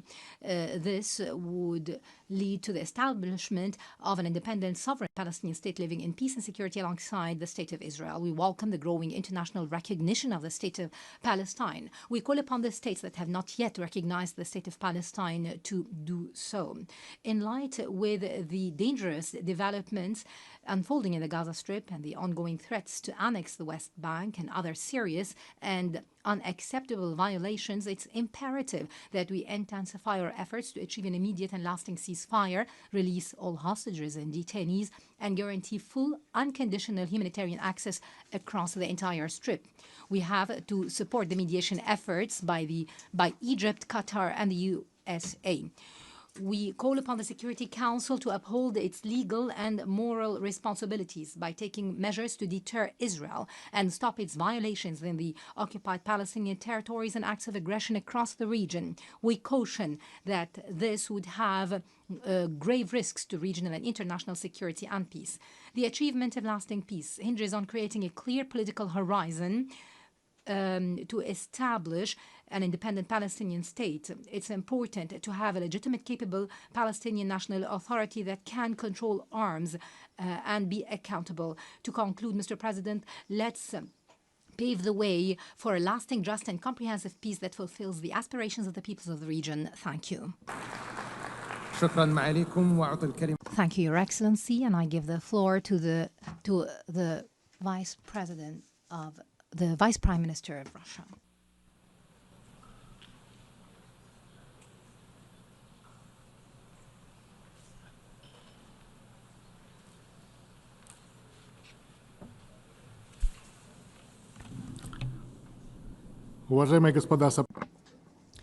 Distinguished co-chairs, ladies and gentlemen, what's happening in the Middle East has exceeded all thinkable and unthinkable limits over the last 3 years. We've seen an uptick in the terrorist threat, aggressive attacks on sovereignty and the territorial integrity of states, violations of the UN Charter, as well as attacks on sites under AEA safeguards. Before our very eyes, we have seen hunger, man-made hunger. We're seeing queues, people queuing for foodstuffs.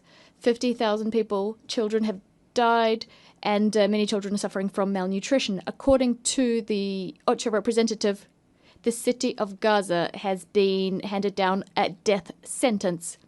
The Israeli leadership has announced it will be annexing a large portion of the West Bank, building up E1, that sector, and thus doing a blow to the establishment of a continuous state of Palestine with East Jerusalem as its capital. Palestinians being subjected to unspeakable suffering, as well as having their hopes for a better future taken away from them. And this at a time when we commemorate the 80th anniversary of the end of World War II and the establishment of the UN. Many states promised the recognition of Palestine some time ago, and today they made good on that promise. They did this 80 years after the adoption of a key decision, Resolution 181 of the UNGA, with the partition plan of former Mandate Palestine into two states. I'd like to remind you that Russia, much like the overwhelming majority of the world's states, 149 states, long ago recognized the legitimate rights of Palestinians to return to their own state. And we did this without waiting for this current human tragedy. The speaker's microphone has been cut off.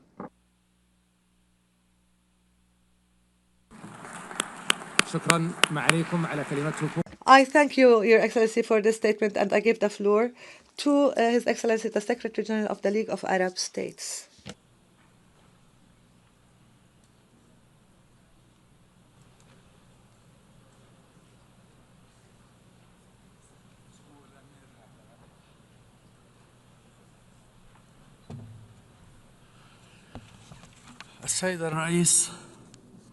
Your Excellency, we face an extraordinary moment by all standards and means, while the Israeli occupation is seeking now to bury the project of the Palestinian state on the streets of Gaza. We see the representatives of the overwhelming majority of the countries of the world and at highest levels to save this project. We are here today not to save the Palestinian state only, but to also save some of our common humanity. I would like to remind everyone that the State of Israel was established through a UN resolution, and the the states recognizing Israel had the biggest impact on the fact that it was established and given legitimacy. The UN resolutions stipulated the establishment of Palestinian state to be established alongside Israel, but this state did not see the light of day for several reasons. We have a duty, this important duty, to make this conference a major milestone on a path that is important and a road that is irreversible towards implementing the two-state solution, and for the states to recognize the Palestinian state today. They should also have the duty of protecting Palestinians against systematic killing and the Palestinians against punitive measures that undermine future opportunities and bring us backwards. Thank you, Mr. President. I thank you, Your Excellency, for this statement. This would be our last speaker for this afternoon. The fifth plenary meeting is hereby resumed. I now invite my fellow co-chair to make his statements. Vous remercier, chef d'État et de gouvernement. I wish to thank you, heads of state and government, ministers, foreign affairs and official representatives for having participated in this historic conference on the margins of the UN General Assembly. The conference has allowed us to take note of the significant progress that has been made since the conference last July. And we must not and we will not stop here. This collective effort is vital and must continue in the next few weeks if we are to rise to the major challenge of transforming a hopeless ongoing war into a reality of peace and security, which stands the test of time. Time is marching on, given the extremely grave nature of the situation and the collective suffering of civilians. The dynamic we've ushered in today must be followed by rigorous work on Palestine's tomorrow. The Palestinian Authority must be reformed. There must be the laying down of arms, Hamas excluded from government, and other things. This will, if we move forward in this way, there will be able to be a sovereign, independent Palestine state alongside Israel, guaranteeing everyone's security. As we chart this course, our only adversaries are extremism and hatred. Let us give them no ground whatsoever. Ours is the duty to stop Israeli and Palestinians from getting bogged down in an infinite spiral of violence. As the President of the Republic said, time has come for peace. Thank you.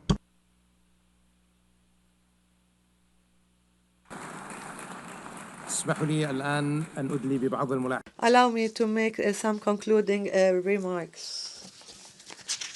The Kingdom of Saudi Arabia expresses its appreciation to all countries that have announced their recognition of the State of Palestine and its deep appreciation of President Mahmoud Abbas for his unwavering commitment to peace. These recognitions today are not symbolic but reflect a will and a responsibility in fulfilling the right of the Palestinian people to self-determination and decisive action towards ending occupation and make the two-state solution a reality that is irreversible.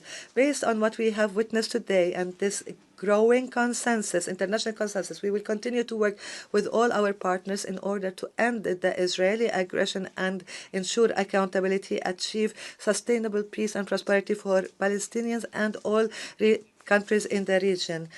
We also thank our partners, the Republic of France, for their constructive efforts and genuine efforts to support the peace and the path of peace.